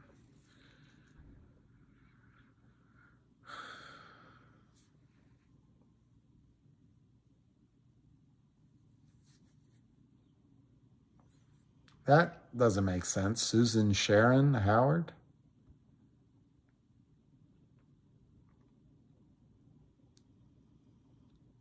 Yeah, Dos Equis came out like Big Willies and did zero. Unless I'm... All right, Richard K. Will Roth capital deal occur before or after MMTLP resolution? Richard K., I think that if a look, anything can happen, but you've got the NextBridge investors, you've got the MMTLP investors who feel rightfully scorned. You've got the prime brokers, you've got the criminals, you've got the regulators, you've got broker dealers, you got the market makers, and you've got a bunch of lawyers all over the place. There's, I suppose there's journalists out there. They seem scarce. Because that's where it closed, or less. Obviously, the big boys are going to argue that it's worth north of $600 if they stay consistent to what was tweeted a couple of months ago. I don't know. But all parties are going to want to avoid a lawsuit of mistreatment or mishandling. I don't know what the word would be. I'm not a lawyer. So I really think, Richard K., that the price that is determined by as close as we are going to see as a marketplace, since FINRA stopped trading, between buyers and sellers. NextBridge is the seller of 40 million shares, and there's going to be buyers. Obviously, in a typical situation, like with COSM, I'm sorry, it's just what happened. I'm not picking on the company. I'm sure everyone involved was doing their level best. But typically, short sellers will come in and cross shares that they've run down, and then they keep going, and it's all a facade. But in the case of Roth Capital this time, there's a proviso in the raise that John Berta and these main people, the board of NextBridge, get to veto any acquirers. So basically, the hope would be there won't be just a funneling of short-sold, failed-to-deliver stock money into NextBridge. It'll be real new money, real new prices. But I think there'll be a tendency that price will be lower than perhaps definitely be lower than what a squeeze would have given you. But I think it might be lower than what a fair auction might give. Who knows? Who knows? But Richard K., I really think that the push by a lot of the lawyers involved will be, hey, no, the price isn't $287.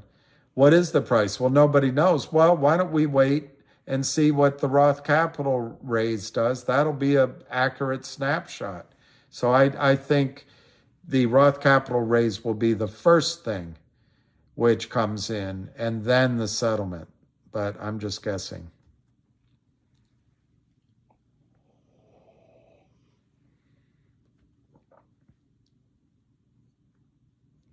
Wow, the daily short volume in GME, 85 to 90%. So they're really trying 24 the money, or 2 for the money. They're really trying to get it to go back down.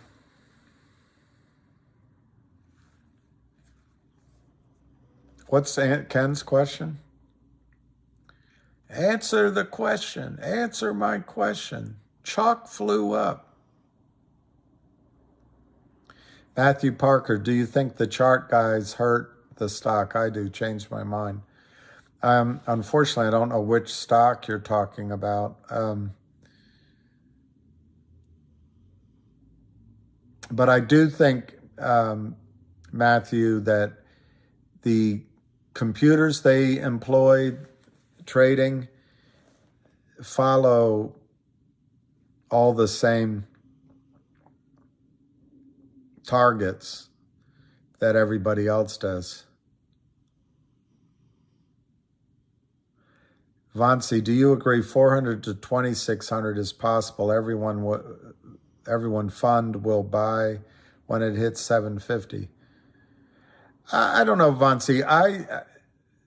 I was hoping for a higher tipping point, a higher topple over point, a higher point where the dam breaks. But yeah, I'm kind of thinking 750, maybe $9, that range this time starts the buy-ins. And I do agree with you in a peak, in a spike, that anything from 400 to 2,600 is eminently and imminently possible. Is there a large short in Logic? There's two aspects of Logic. There are some traders, institutional they call themselves, that got involved in the Neo exchange. I think they do some day trading shorts every single day, but I think they're indifferent to what price the stock is. So I don't think it necessarily keeps the stock down in a major way. However, it's always stealing money out of the market. So by definition, when people buy the stock, it saps the upward pressure in Logic. Ionic was the only other short, and that has been bought back. So Ken Myers, I think, well, when I get these guys on, I think Tony Forte thinks there is, and he's been following, that there is enough of a short in the stock that you could have a nice pop. I'm more on the fence with it, but that's just because I'm looking for the question. Answer the question. Answer the question. Chalk flew up.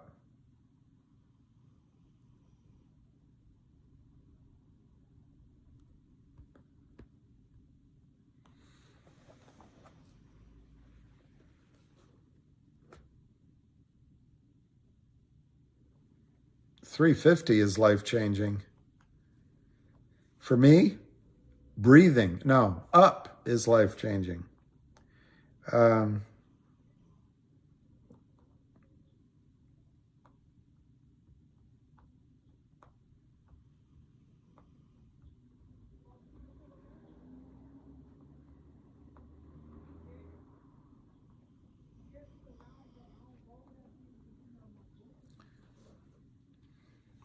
I don't know what's going on with Rosa's case. My guess is, like you're saying, stalling.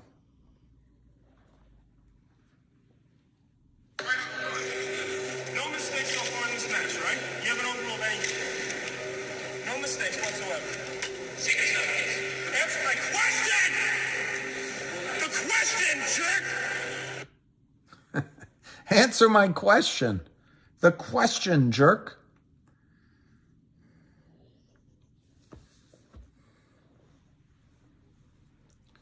Oh, Rosa has a 90-day window to rule. So the judge is probably hoping that resolution, courts are designed so the resolution happens away from the judge's desk.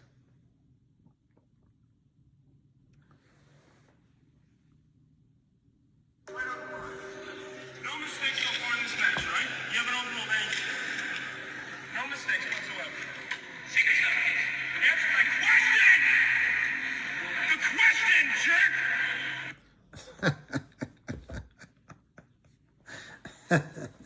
All right, so whose question haven't I answered?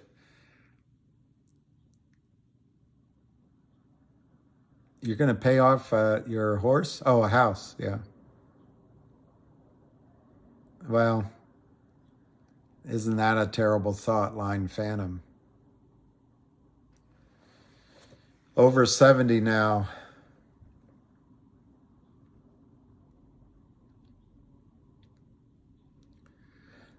That's funny. Jim Craver is giving NVIDIA a thumbs up. So you know what time it is. Go. GTII squeeze.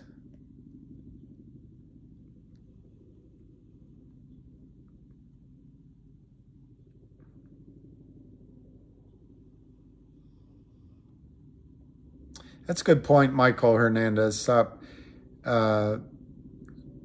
BTC hits 19,000, then the big boom for crypto and crypto mining companies coming.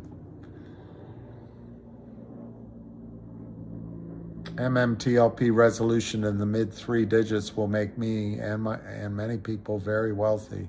4 digits will make me stupid wealthy.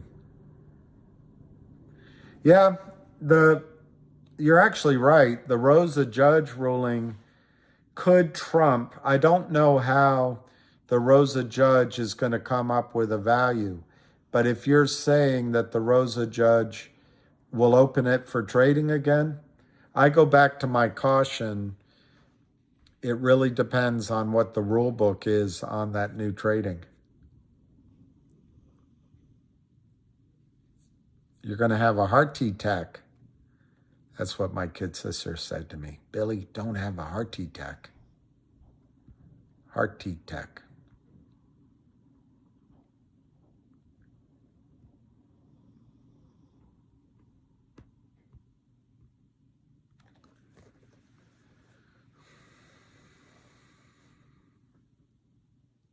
Judge has a full docket, yeah. West Virginia, are you the one that called $2 before? Or was that Chris Daniel? $2.50 by Friday.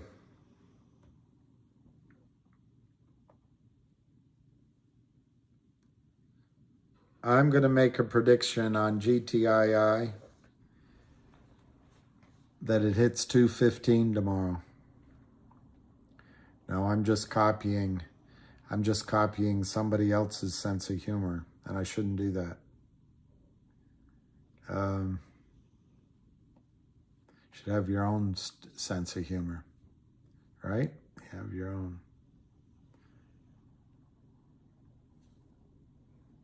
Wow.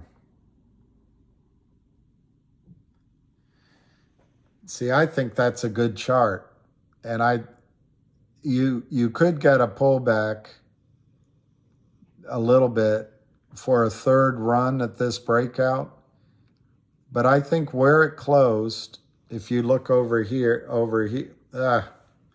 if you look over here, right here, where it closed is filling that gap. Filling me softly with his song, filling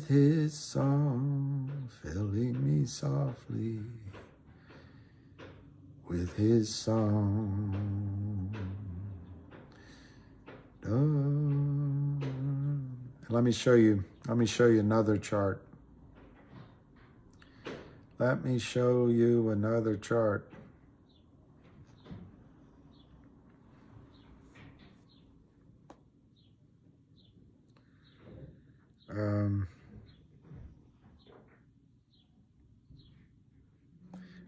I got to find it first, unfortunately.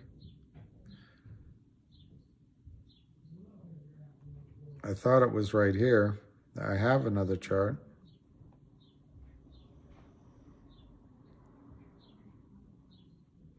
Nope. Guess I don't. Anyway, I think GTII is about to break out.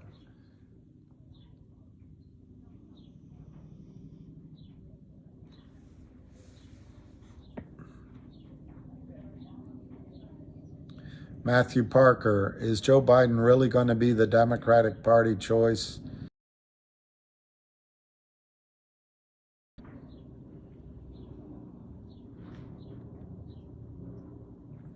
I think it'll either be Hillary Clinton or Robert F. Kennedy Jr. And I would lean to RFK Jr.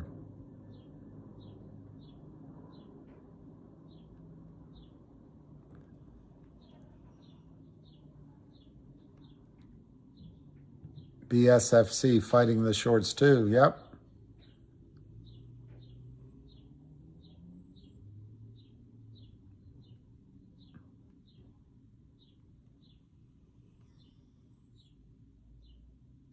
That's true. Stop censorship. That's absolutely true. Down south, Georgia boy. Judge has 90 days, but it shouldn't take 90 days with all the evidence he has. He's definitely stalling. Will new market maker be added and served? I think the serving process is an ongoing one. Susan, it traded up. GTI traded up in it's not really a pre-market. I remember it being like 700 shares or 2,700 shares. It wasn't a lot.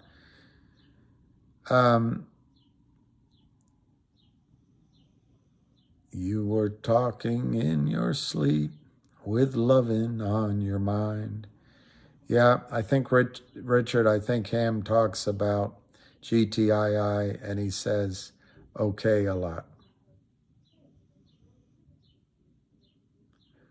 Barry Cooper, GTII is up. We can talk politics. I don't mind. Let's just not, we just can't be mean to each other. Just can't be mean. I think we are holding above 2. Yeah, I would take JFK Jr. I would take the risk.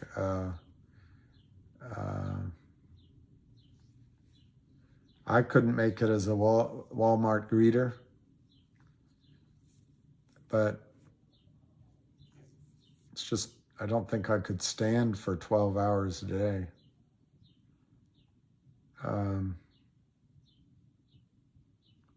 You Got Served was a movie.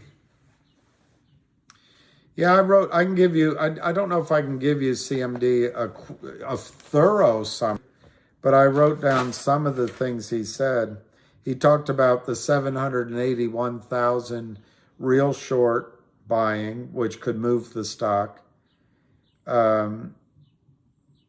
He sort of re-emphasized the news the company put out today, that it looks forward to its day in court. He talked about it's the same patterns, how do they stand, all that stuff. But I wrote it down. To me, the best quote of his call was, quote, "This thing is a monster in the making," unquote.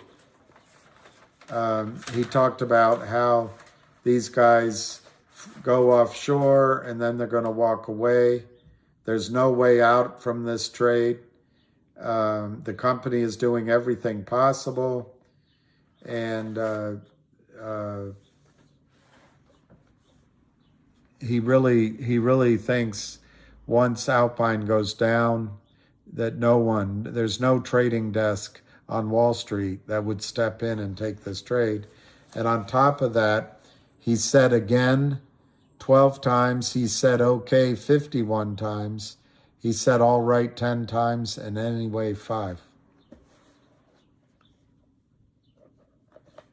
So Casey, I like Tulsi, but you think she's deep state. I'm not positive about that. Casey, you think Nikki Haley looks good?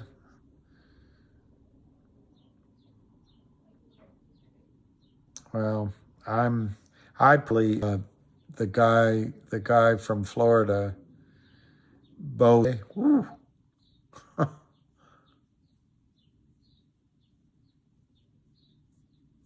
Well, anti-vaxxer, that's what they call him, but I don't think he's against vaccines.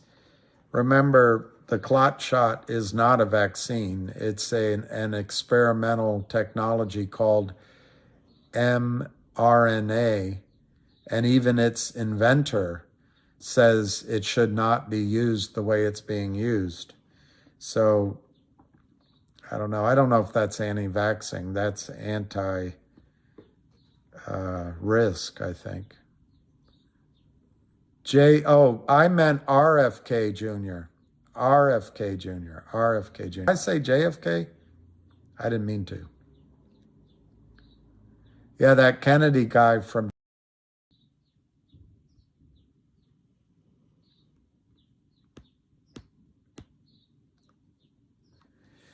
Tulsi Gabbard and Kristi Noem. Yeah, it might work. But see, who is Tulsi in terms of a party? Is she a Democrat or a Republican? I don't know. Well, I don't know. I can't say what it really is. Stop censorship. Susan Howard, I think he is Fidel Castro's son.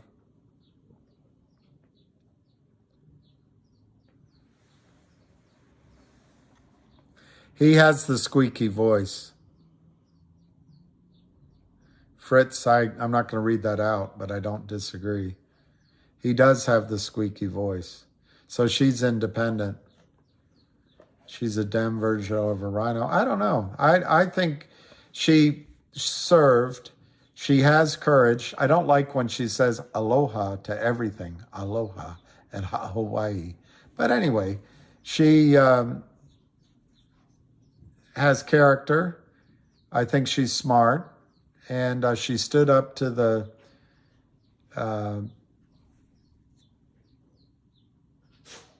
I think the massive pressure from the Clinton wing of the Democratic Party, the Hillary Clinton wing of the Democratic Party. Trump, DeSantis, to get back together again. Bill Clinton was the first president of color. Well, when Hillary ran against Obama, Bill Clinton and Hillary both talked like they lived in the plantation. That's when I started souring on their he was pretty much a white guy.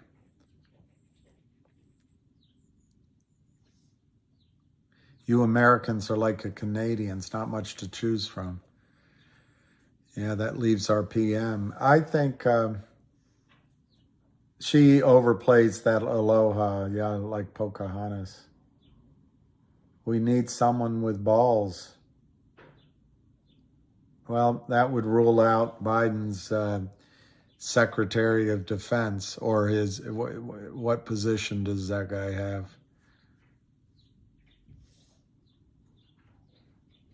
His politics are that of his real fathers. That's really interesting. That's really interesting. Anyone against the digital dollar? I agree, stop censorship. John Campbell's video of yesterday, it's a fact now, although not peer-reviewed. In short words, and also according to Professor Shetters, they protected elderly indeed, lowering deaths in 2001. Yeah, I think there is a body of, there's a theory that the so-called vaccines did help prevent deaths.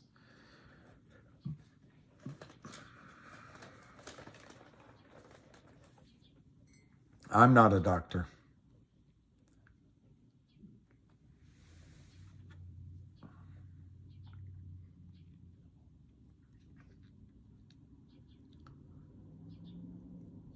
I just wonder where the flu went.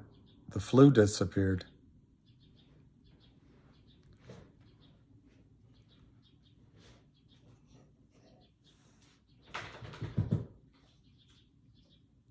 Well, Matthew Parker, did you commit arkancide?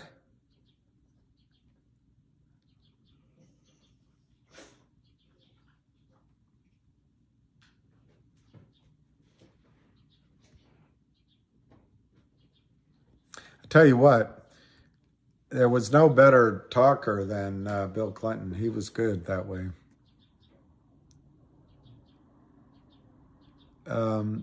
I talked about myself yesterday, probably too much. And believe it or not, I'm bored with myself. I get up in the morning, comb my hair, do something to my face. Hey, Steve Mertz. So you lived in Hawaii for 10 years.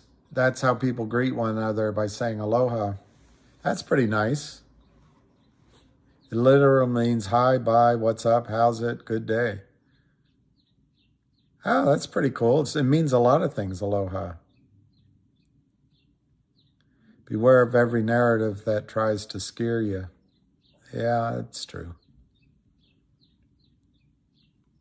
Yeah, Lou, I agree. I can't stand this fungus among us. It's scary, and that means another shot. If I had gone back in time, would I have voted differently in the last presidential election? No. No, I wouldn't. Matt Chory, I did share my background. I think what I'll do instead of doing that again, because it bores me to tears, and he wants me to upload it. And believe it or not, I'm really not that fascinated about myself, and I haven't done it yet. But maybe that's what maybe I'll get him to upload it. I've been waiting, because hoping it would go away, but he keeps reminding me, so I don't think it's going to go away. But I've also been waiting for an upgrade of my signal. My thoughts on crypto and where it's going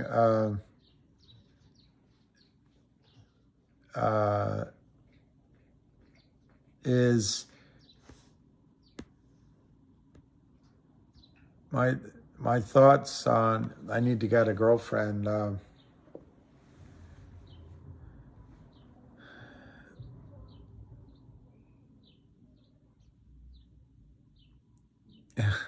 You're jealous of my hair. I used to have more. I've got the but it is thankfully thick in the back. One of my friends. Well, I know. I think Trump is vulnerable to his solution for COVID, but frankly, M. Casey, I'm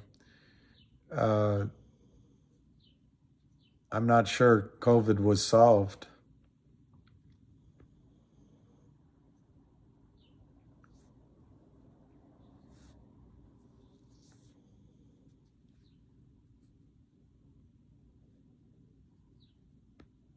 Yeah, I like aloha. I use Steve Mertz. I lived in London, so I use cheers a lot, just because at first I never used it, but it just gets in you. They say cheers for everything. Cheers is an answer to a question. Cheers is a thank you. Cheers is a good day. Cheers. It's always cheers. Cheers. Cheers, mate. Cheers. Fritz Flappy Ears. The lowest vaccinated countries have the lowest cause of mortality in 2022. Will you be overthought about moving out of DC? I am a little bit. I like the city a lot, but my dad is gone, and I don't know. Maybe I'm overthinking it. Yeah, I saw Slick Willie's illegitimate son interviewed. I thought the son was pretty impressive. Looked just like Bill.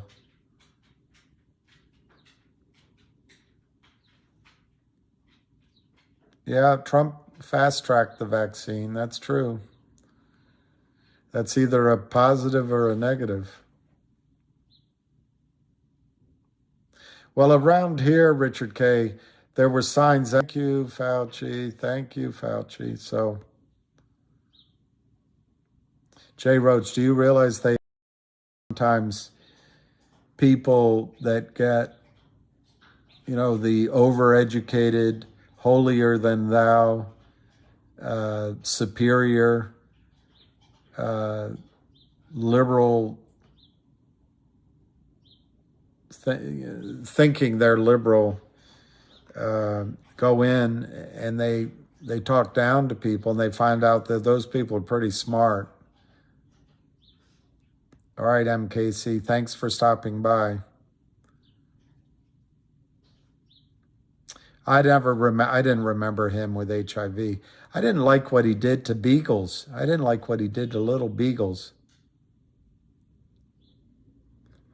Well, no, that's true. He did, and he fast-tracked it.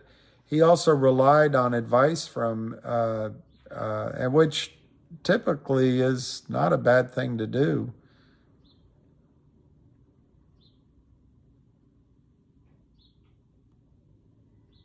Well, Susan, my dad was really good in hospice, and they wouldn't let anybody in. And so I missed out because of the COVID emergency. I missed out on seeing him for, what was that, about a year and a half, maybe 2 years. And they opened it up that if you had if you followed the science, you could go in and behind a screen, a little plastic screen. I mean, what are people thinking? You put up a plexiglass screen, and it's as if the air stops flowing above it or below it or around it.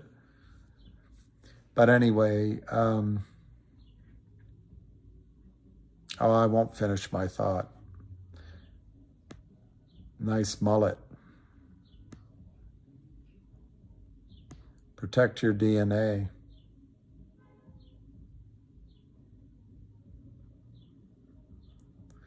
Well, I wonder why, Line Phantom. I wonder why.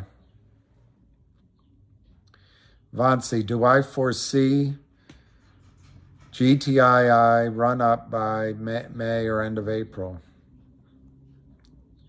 I don't know.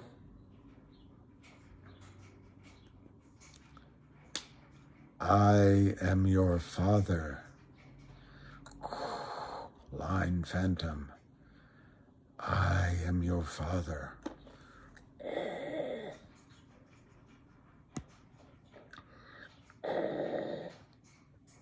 I am your father.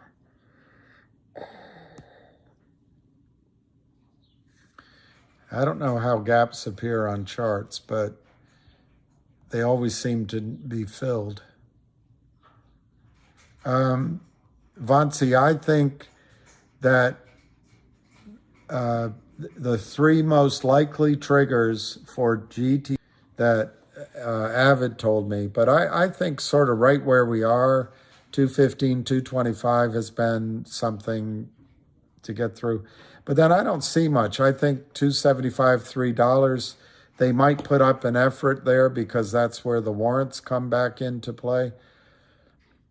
But to me, I just don't see a whole lot of resistance. And when I do one method of looking at it, I think maybe 455, 550 becomes the next level where people might sell just on a relief because they evened up, or people are managing their money wisely and saying, I want to take my money off, some of my money off the table. So I think the next resistance is somewhere between 450 and 550. But again, I don't really think there's a lot of resistance there. So sometime it's going to kick into gear. Yes, Robert Kepke, that was a really good day. What's a crime?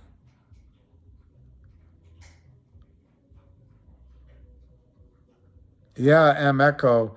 I thought I saw a video that was up this morning. I just couldn't find it today. But independent. Thank you, Matthew.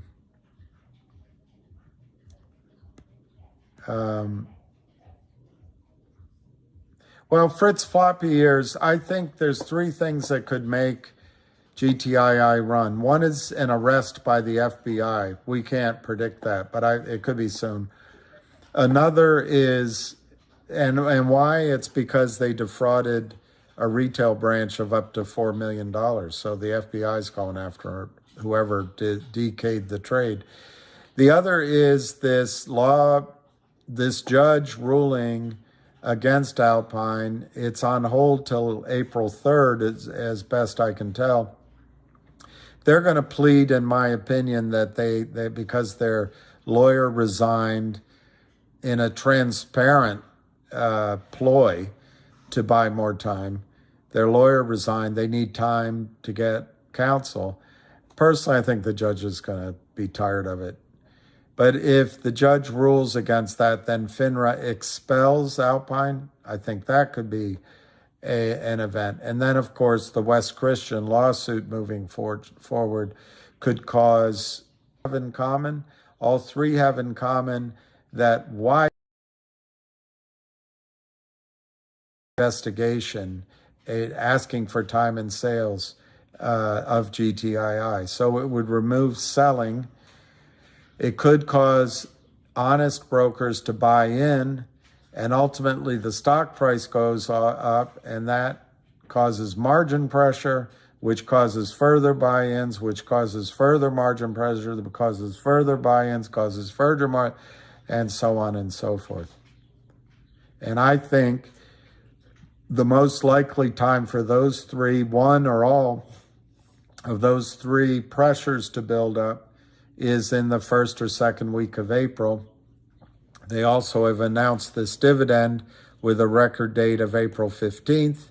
I think that could be causative, if that's a word, to a squeeze, but I don't expect the pressure would build up until sort of the third, fourth, fifth week of April. I know there's no such thing. But it could happen earlier. We'll never know.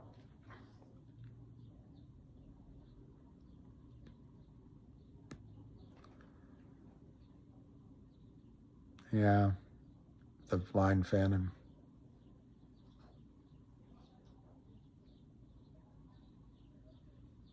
Yeah, Lily's grandma, I think we do need a strong, no-nonsense leader. And a statesperson would be great. I just don't know.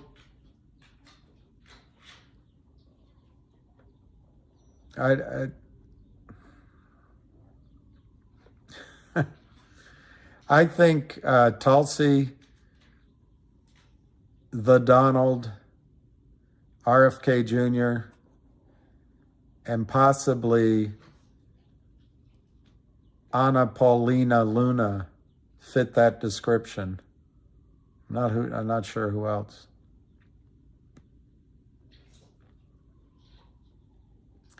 Well, that's right, Stony Bones. When GTI moves, it's like whoosh.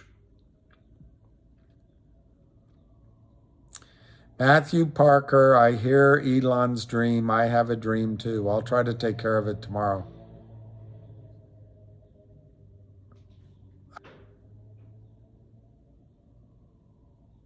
Well, the derivatives and these contracts to hedge all these criminal short sellers, which brings me back to the question, why save Credit Suisse? Let it just collapse.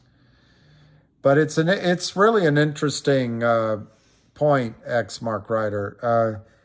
I really wonder if that could be the cause for buy-ins, if they have to void and on Credit Suisse collapsing. Yep, I agree. If the Alpine CEO's overseas country.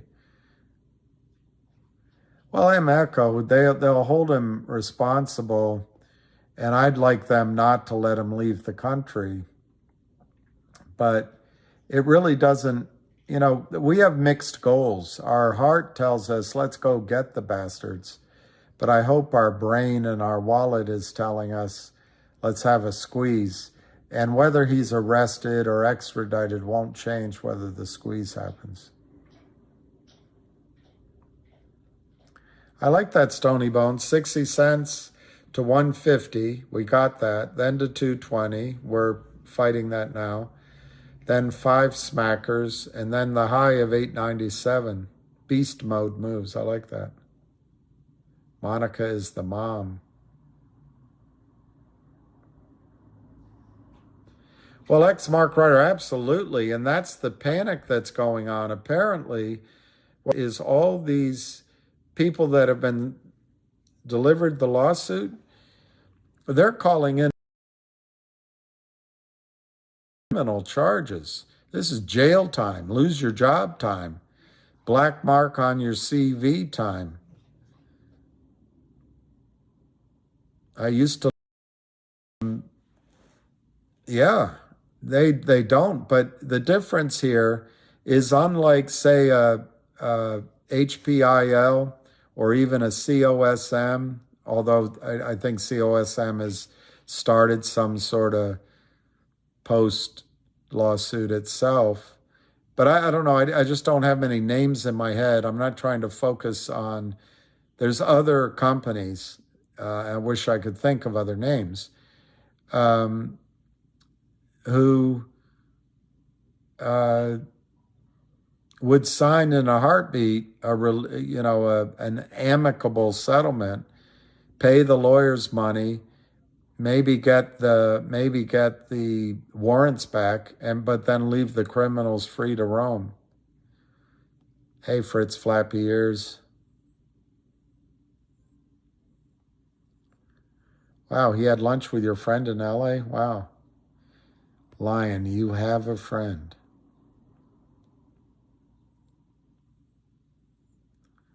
So, Lion, you have a friend. That's interesting, Lion. I have a friend who knew someone. You have a friend who knew someone. Left Credit Suisse because that person knew he was in the sinking ship based on what they're doing. Bordeaux or Cabernet?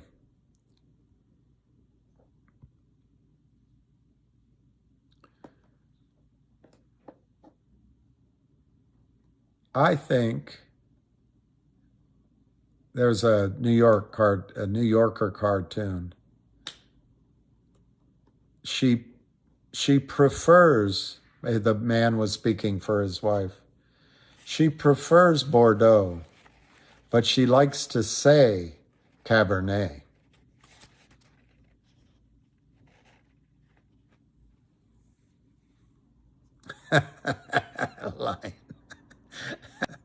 Lion thing. Pulls back by a little bit more, maybe by a little bit more.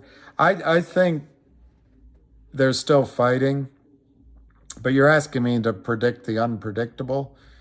But I think they're going to try to drive it down a little. I'd be surprised if they could get it much lower than, the high, I don't know, 209, 207. But they might. So if you want to buy more, you buy a bit and then bid for the rest, like Ham always says. Or you could wait till it breaks out. And I think Avid's breakout number is for sure 230, but it might be as low as 225. But my fear is if you wait, the breakout will move so quickly, as several people have pointed out. In October, it moved like a sumbitch. Yeah, Jordan,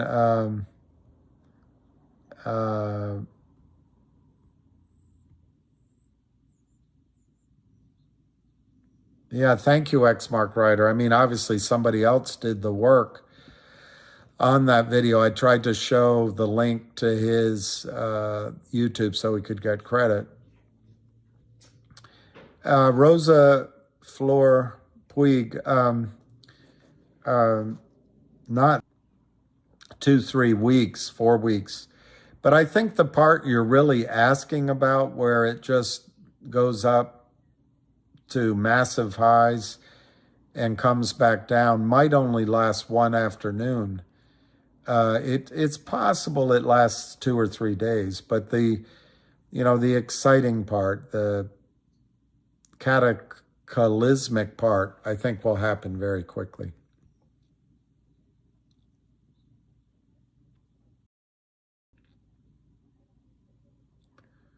Oh, Matthew, I want my money. Yeah, I think that's what I'd like. I'd like to see you get, yeah, there's an answer, Tostrup 43. The VW squeeze started on the 20th and ended on the 22nd. And that's my point, is the what you're really talking about won't take very long. Hours to 48 hours, something like that. Yeah, and Jordan says, I'm hardened. I'll be happy with 5. And I understand that feeling. And I'm not saying don't do that.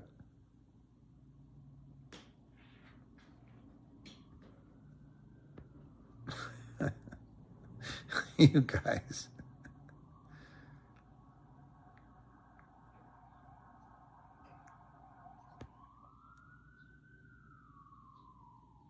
Well, there you go, X Mark. You're right. Tostrup, you just smile, but they need my money, stocks to close the shorts. Absolutely. I think I understand your point, but absolutely. And don't sell dear. I mean, they couldn't let it go over 220. They're fighting. And I think Ham's correct that they're helping the real short get out of his position. And so they're fighting all the way. And maybe once that's over, it runs. Yeah, Davilio, I think they're using new QSIP numbers to do exactly as you suggest. The fact is, from NextBridge's standpoint, NextBridge has done what it's supposed to do, and the shares are separated. They're trying to make it complicated, but the likelihood is every single share we own is counterfeit. I can't say cataclysmic. Cataclysmic Jordan. Cataclysmic Jane. Cataclysmic Sue. Cataclysmic you.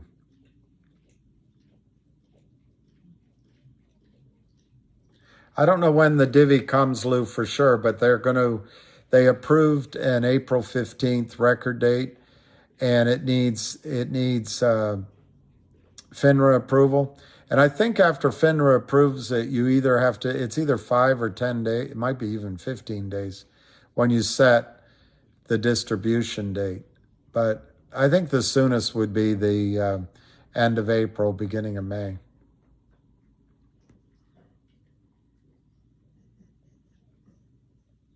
All right, so I think I might give it 5 minutes. It's 5:55 right now, and my guy is ready to go, and it's nice out, so I might go do that. 2:14 close.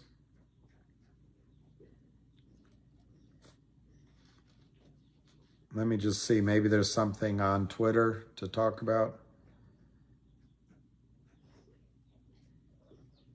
Jeremy Frommer, my apologies to all those investors in GTII that feel slighted from my truthful responses. That is an unfortunate byproduct of one part of my personality traits. I am a practical person. If my company, my family, and my shareholders are attacked, I will be transparent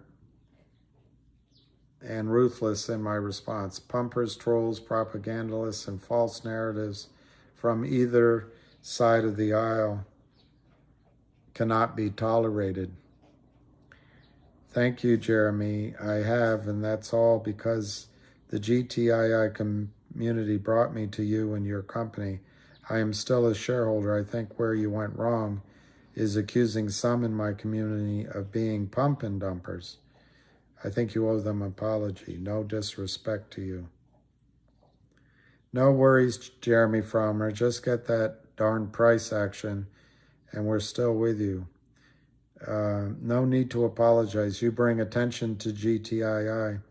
In fact, it's up 5% currently, making actual progress against the shorts, and have a number of catalysts that will address your claim they have no cash. Meanwhile, CRT is getting crushed. Message loud and clear. Crunchy.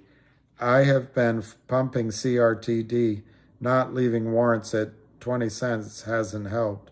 Who benefited, and will future so-called investors have the same warrant benefits which give them incentive to drive stock price down so they can collect?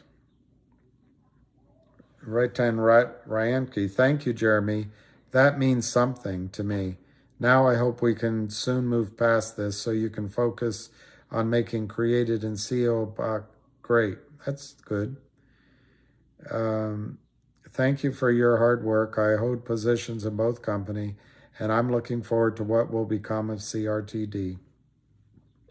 Please don't fall into the trap of a reverse split, and we'll be just fine.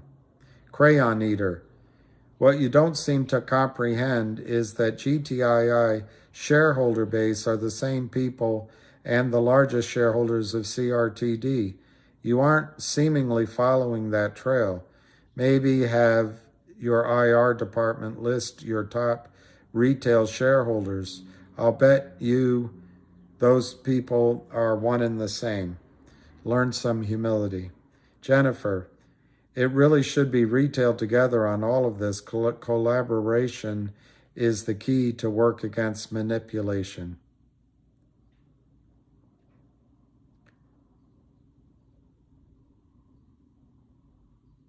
Cindy Lou Who. Maybe if you would spend more time working on improving your company and less time on hateful comments on Twitter, your company's stock would be in a better place. So that's Jeremy's. That was Jeremy's quote today.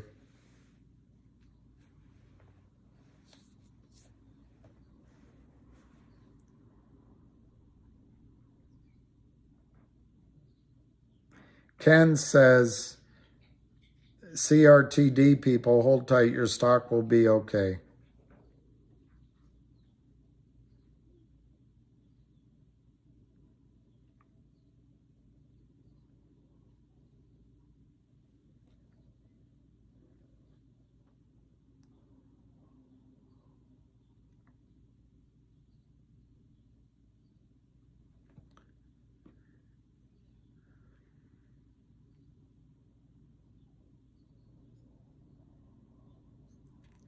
Wow, somebody wrote, Jeremy, hey Jeremy, I'm down 40,000 in CRTD and I'm trying to stick by you, but you need to start showing your shareholders something. My average is 80 cents, so I'm down 95%. You were all over Twitter and now not a peep. If you aren't going to do anything to help us shareholders, we will abandon you and the falling knife of a stick, because this is beyond ridiculous. I don't know who said that, because it doesn't. And then Jeremy responded, I will. This is what Jeremy said, I will, but I want to see all the hostile shareholders sell at these levels. I'm not going to give the pop they want just so they can exit. We will announce plans in due time. Stay strong. Stock should recover. Well, it's an interesting, it's a unique approach. It is, I got to say that. It's a unique approach.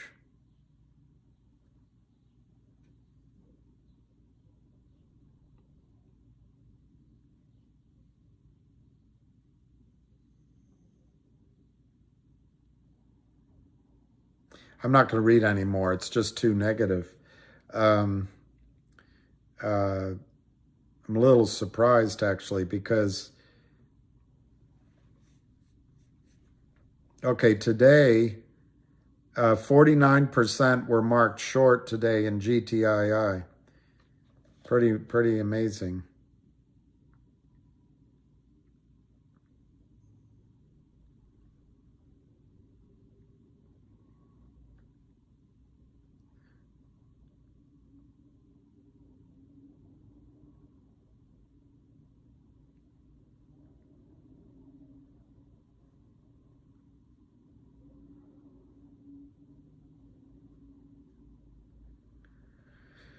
Yeah.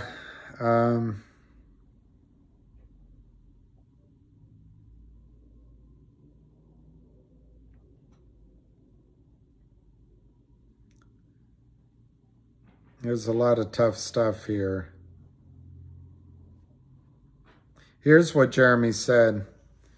Read the financials from GTII. They have no cash for us to be flush with. It's public knowledge. Look at their balance sheet.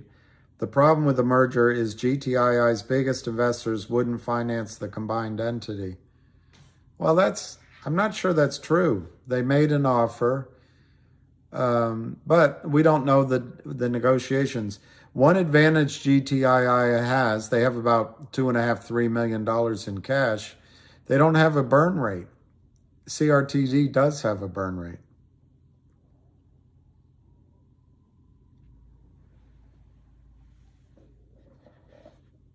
But I don't know. You got to give them credit for discussing it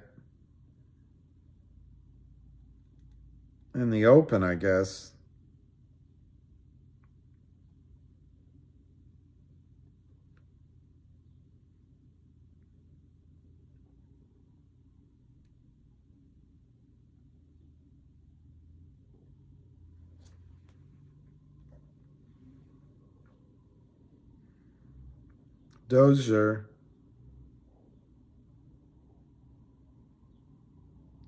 Dozer's great. He calls attention to that VW video. Ace is the place is great too. He wrote, they really loved that rate hike. Down 500, GTI up 4%. That's perfect.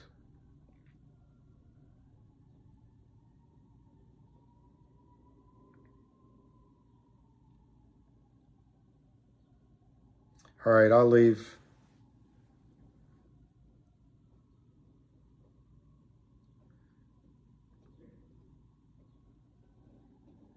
I'll leave it. I don't want to.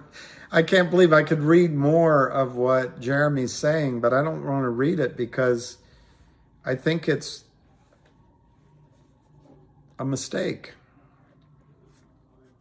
So let me see what you. Yeah, I think he did back out, but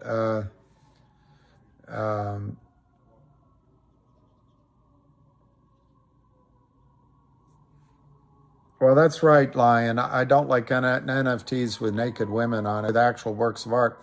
But, Lion, you have to admit, throughout the art that usually takes the highest money involves some sort of beautiful woman in some state of undress.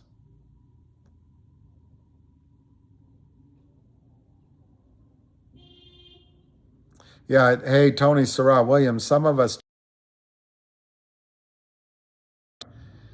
massively. Those guys are all part of the same hypocrisy, Jeremy, but never think it applies to my family. Yeah.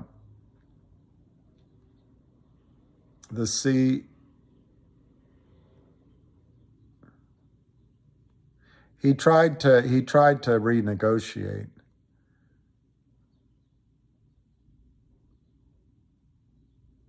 He said he wasn't going to try to bring his story out until the negative GTII investors out of his stock. Yeah, that's something, Sydney Lou, who.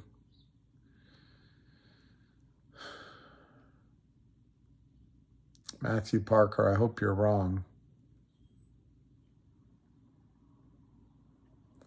Market will continue to the downside. You know what, Lion? Firings are going to continue until morale improves. Yeah, Cryptic. That's one thing that I don't understand. He would have been the CEO of the whole thing. Yeah, Lily's grandma, I personally thought 0.25 is just so wussy. Either 0 or half a point. Make your statement. Yeah, Cindy Lou Who, I'd like to get more input, but he's bashing GTII is not good. And Robert Kepke, exactly right about that. Susan Howard, you could talk to Jeff. Jeff would say he doesn't much like jerks.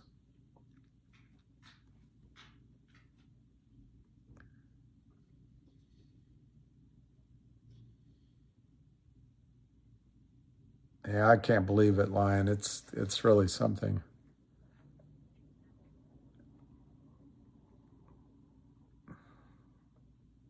Cindy Lou Who? It's I just saw it. I can't believe that.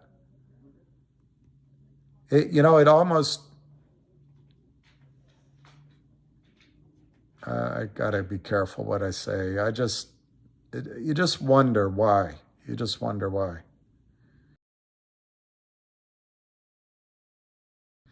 And why you lied to me.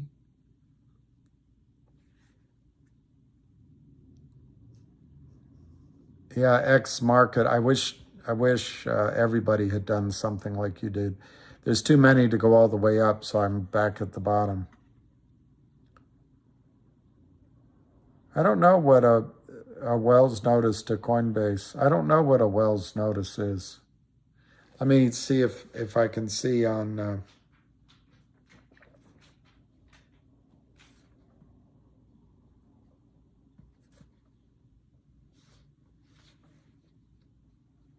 A Wells notice is a letter sent by a securities regulator to a prospective respondent notifying of the substance of charges that the regulator... Okay, so it's just a notice of charges that they intend to bring against the respondent, affording the respondent time to write a letter to change it. So a Wells notice, it must be a legal term. I have told you before that I'm not a lawyer, but anyway. The look of who wrote the book of love. I don't know what to say about Coinbase. I think AC at the beach that I think the banks want to destroy crypto.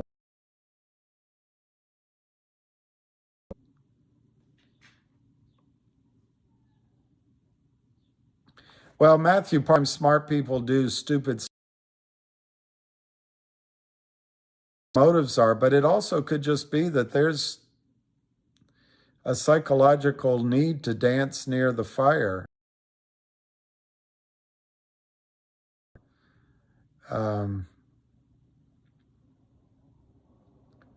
GTII is, I assume you mean pink sheet.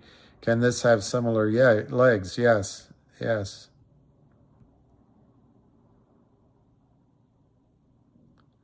I don't know if Avid is partnering with a stock. Maybe he is. I think Avid is someone that even if he were partnered, I think he would. I think he would maintain his integrity, but I don't know which stock it is. I'm finding there's too many stocks to follow. I've got several, and I'm willing to look at new ones, but my view right now is that GTII is 2 weeks to maybe 2 months at the most away from life-changing targets. And for me, I want to be aware of other stocks because I'm in them. You guys are in them. And I want to keep you updated on them. And for people with money, it makes sense to look at that. But for me right now, I think GTII is the horse to ride. Yeah, Matt Shorey, it can have legs because the buyer, Matt Shorey, isn't retail. The buyer is 325 million counterfeit shares that have to be covered in a short squeeze. As the price goes up, there's losses. And the thing that Wall Street doesn't want is losses. So they'll buy it in and they won't trade it. So once the stock price starts moving, it just becomes a locomotive if it happens. That's simplistic, I guess, but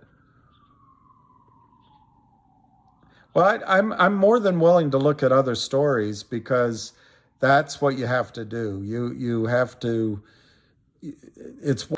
But I just have a feeling right now about GTII.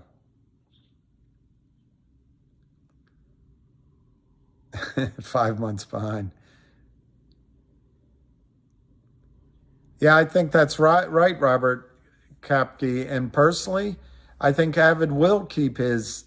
I bet if he signed something, he made it very clear up front. I'm stating my opinions. I don't know Avid as well as some, but that's my judgment on Avid.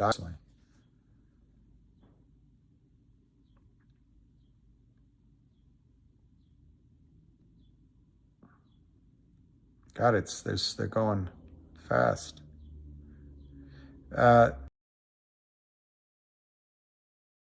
No, they won't. You won't get them on the 15th. The 15th is the record.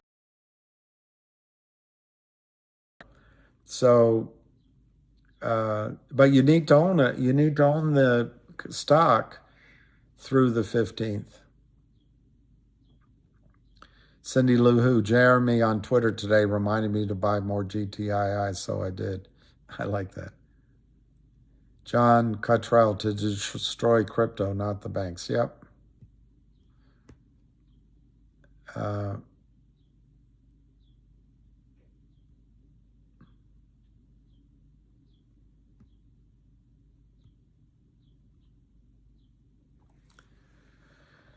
Well, Robert Kopecki, you would know probably better than anyone, but when it comes to investments and investing, and I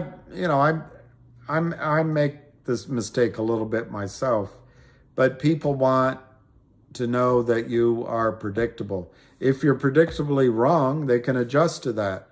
If you're predictably right, they can adjust to that. If you're predictably down the middle, they can adjust to that. But when your decisions just don't make sense in your statements, people go, whoa.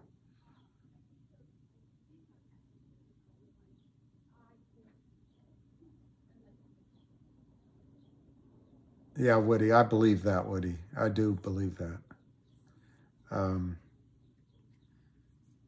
Okay, now it's 6:15. I guess if we're talking, I'll go another 15 minutes.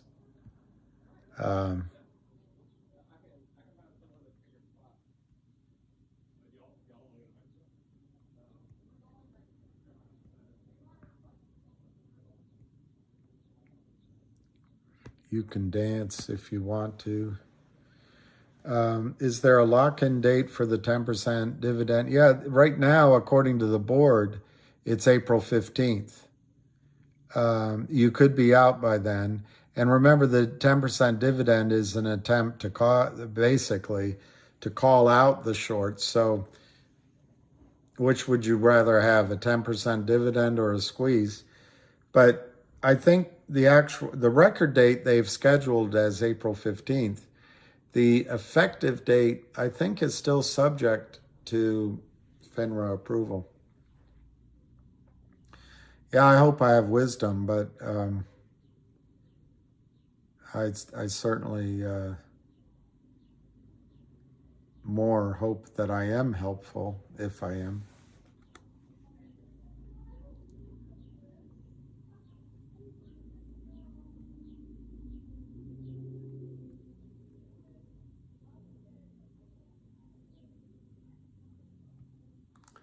I mean, I don't want to get in a pissing match, but and you're not asking for my opinion, but based on my interaction and my instincts about a human being, I think you can trust Avid.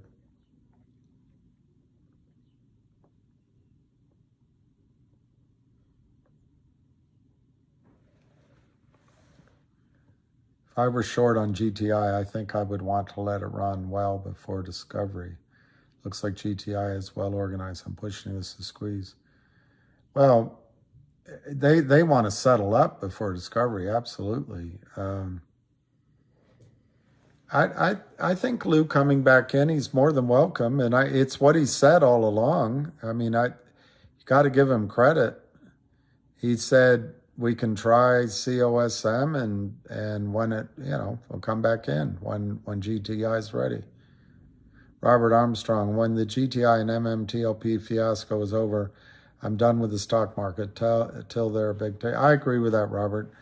I'm not sure GTII has been a fiasco in the sense that it didn't stop trading, but they've put pressure on it for so long, and it should cause you to distrust the market. So, Robert,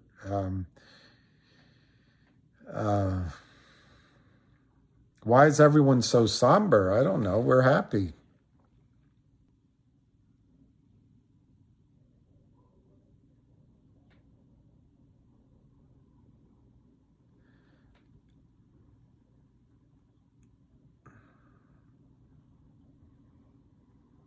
I think everyone's happy. I'm overstaying. I said I would quit about 45 minutes ago. So if I look somber, I don't mean to. I want to see what Cindy Lou Who said that was so funny.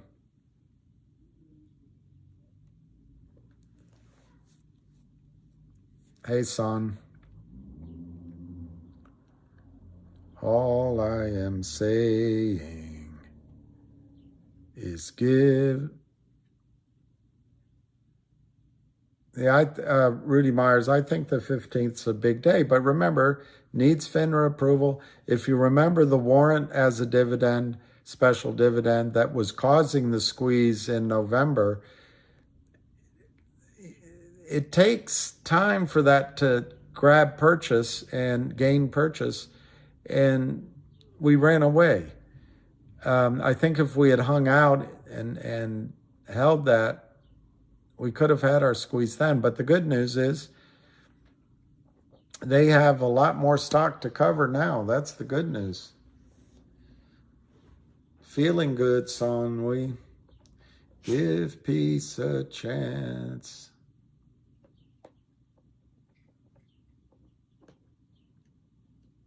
Yeah, I don't think it'll affect the trajectory. I agree with that, Lion. Well, Lou, puts and calls are great, but you got to be disciplined. You got to be ready to put in the time. And I used to tell my investors that the worst thing that can happen to you is to make money out of the gate on puts and calls, because then you think you got something and you're genius.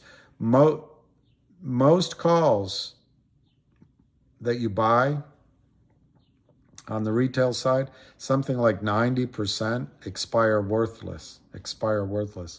So if you're going to learn how to sell covered calls, that would be one way to go. Is GTI going up straight? X market, I gotta say, I think the dividends are going upstream. The dual listing seems to be on hold. And from reading what I just read, a lot of the companies going on upstream are coming from CEO block. That's a lot of negativity directed at GTII. So I don't know.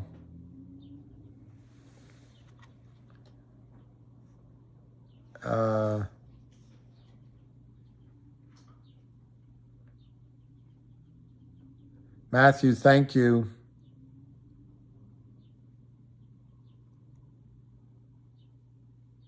But I think X Mark Ryder, I believe, met upstream through Ham and GTII as everyone. So I think the odds are it'll get on back burner for some reason.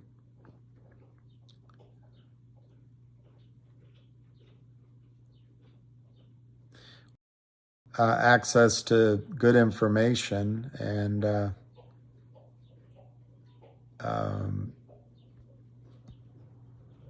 I mean, it's always been my approach to seek information from more than one source.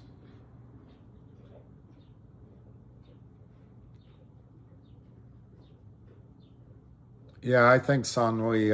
I just read some of the tweets. I hadn't seen them, and frankly, I might be reading them out of context, but I was a little surprised by the tweets. I still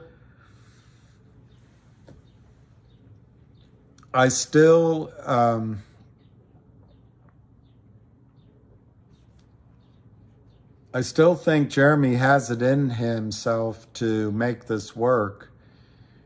But he's a fighter, and I think he's digging his heels in maybe in the wrong direction. But he clearly relishes the prospect of an uphill battle. But anyway, I'm not ready to give up on him. I just don't know how to respond. I mean, so I'll just hold my thoughts for now since I just saw the tweets. I just saw them. I want to process it before I give, a full-on response.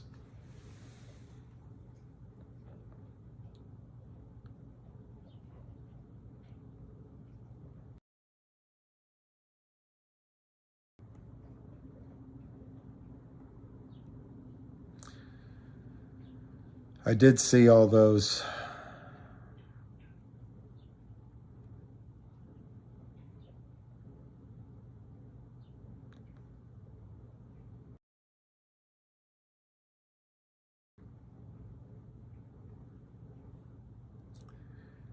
I think Cindy Lou in my experience, has advice to offer and insight, and I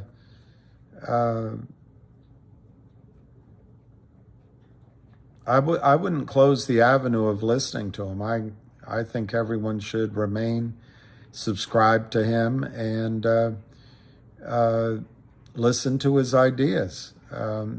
He's made some good calls. And remember, I mean, you have to admit, I was glaringly wrong on CRTD. So I'd be the last one to call the kettle black.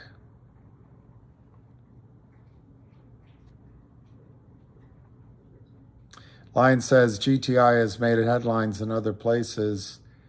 It scrolled away from me.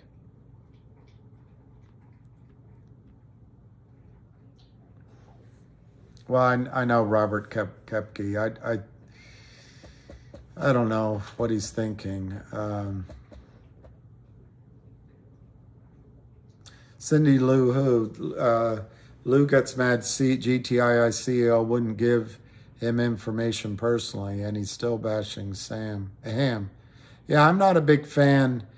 I have made no secret, Cindy Lou, I did not think it was appropriate to trash GTII. Everybody can make a decision. It's not, look, frankly, you can even trash a company. You can say, well, I don't like this. I don't like this, I get. But your information should be factual. It should be factual. Andy Rose, there's no new news on 1-800-Lawyers, but I think it will be completed as they announced on or around April 1. It's taken forever. First it was delays because it's lawyers, then it was delays because it was auditors, and then the auditors fell over into 2023, so it makes sense. They had to audit everything for 2022. So here we are, a bunch of functionaries taking a long time while the markets hum along. But I fully expect they're going to close that. I could understand why you would have doubts, though, but I think they will close it. And we're only, what, a week or two away. Yeah, it is in the past, and it's time to look forward.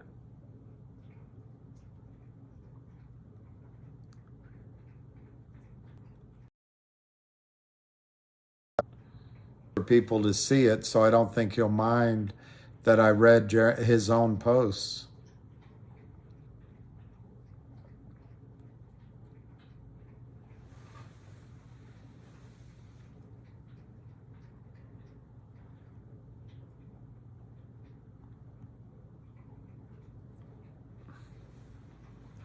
All right, 1 minute. I'm going to hang up. 1 minute, because my guy is over there anxious, and I was going to leave 45 minutes ago. I hope it's okay if I leave in a minute. But I'll, if there's something urgent, I'll address it. But otherwise, we will reconvene. We will reconvene in the morn or later on. Dips Patel, I don't have any other than what I just said about 1-800. I don't really have it. All I can tell you is my understanding everything's moving forward apace. They have to get the third-party audit of 2022 completed. They've already announced on or around April 1. Today is March 21st, so my feeble arithmetic gives us about a 2-week time frame that we could probably hear about 1-800 law firm. So I think it's still on. I know I gotta go, Cindy Lou Who, and welcome. All right, guys, it's 6:30, so I'm gonna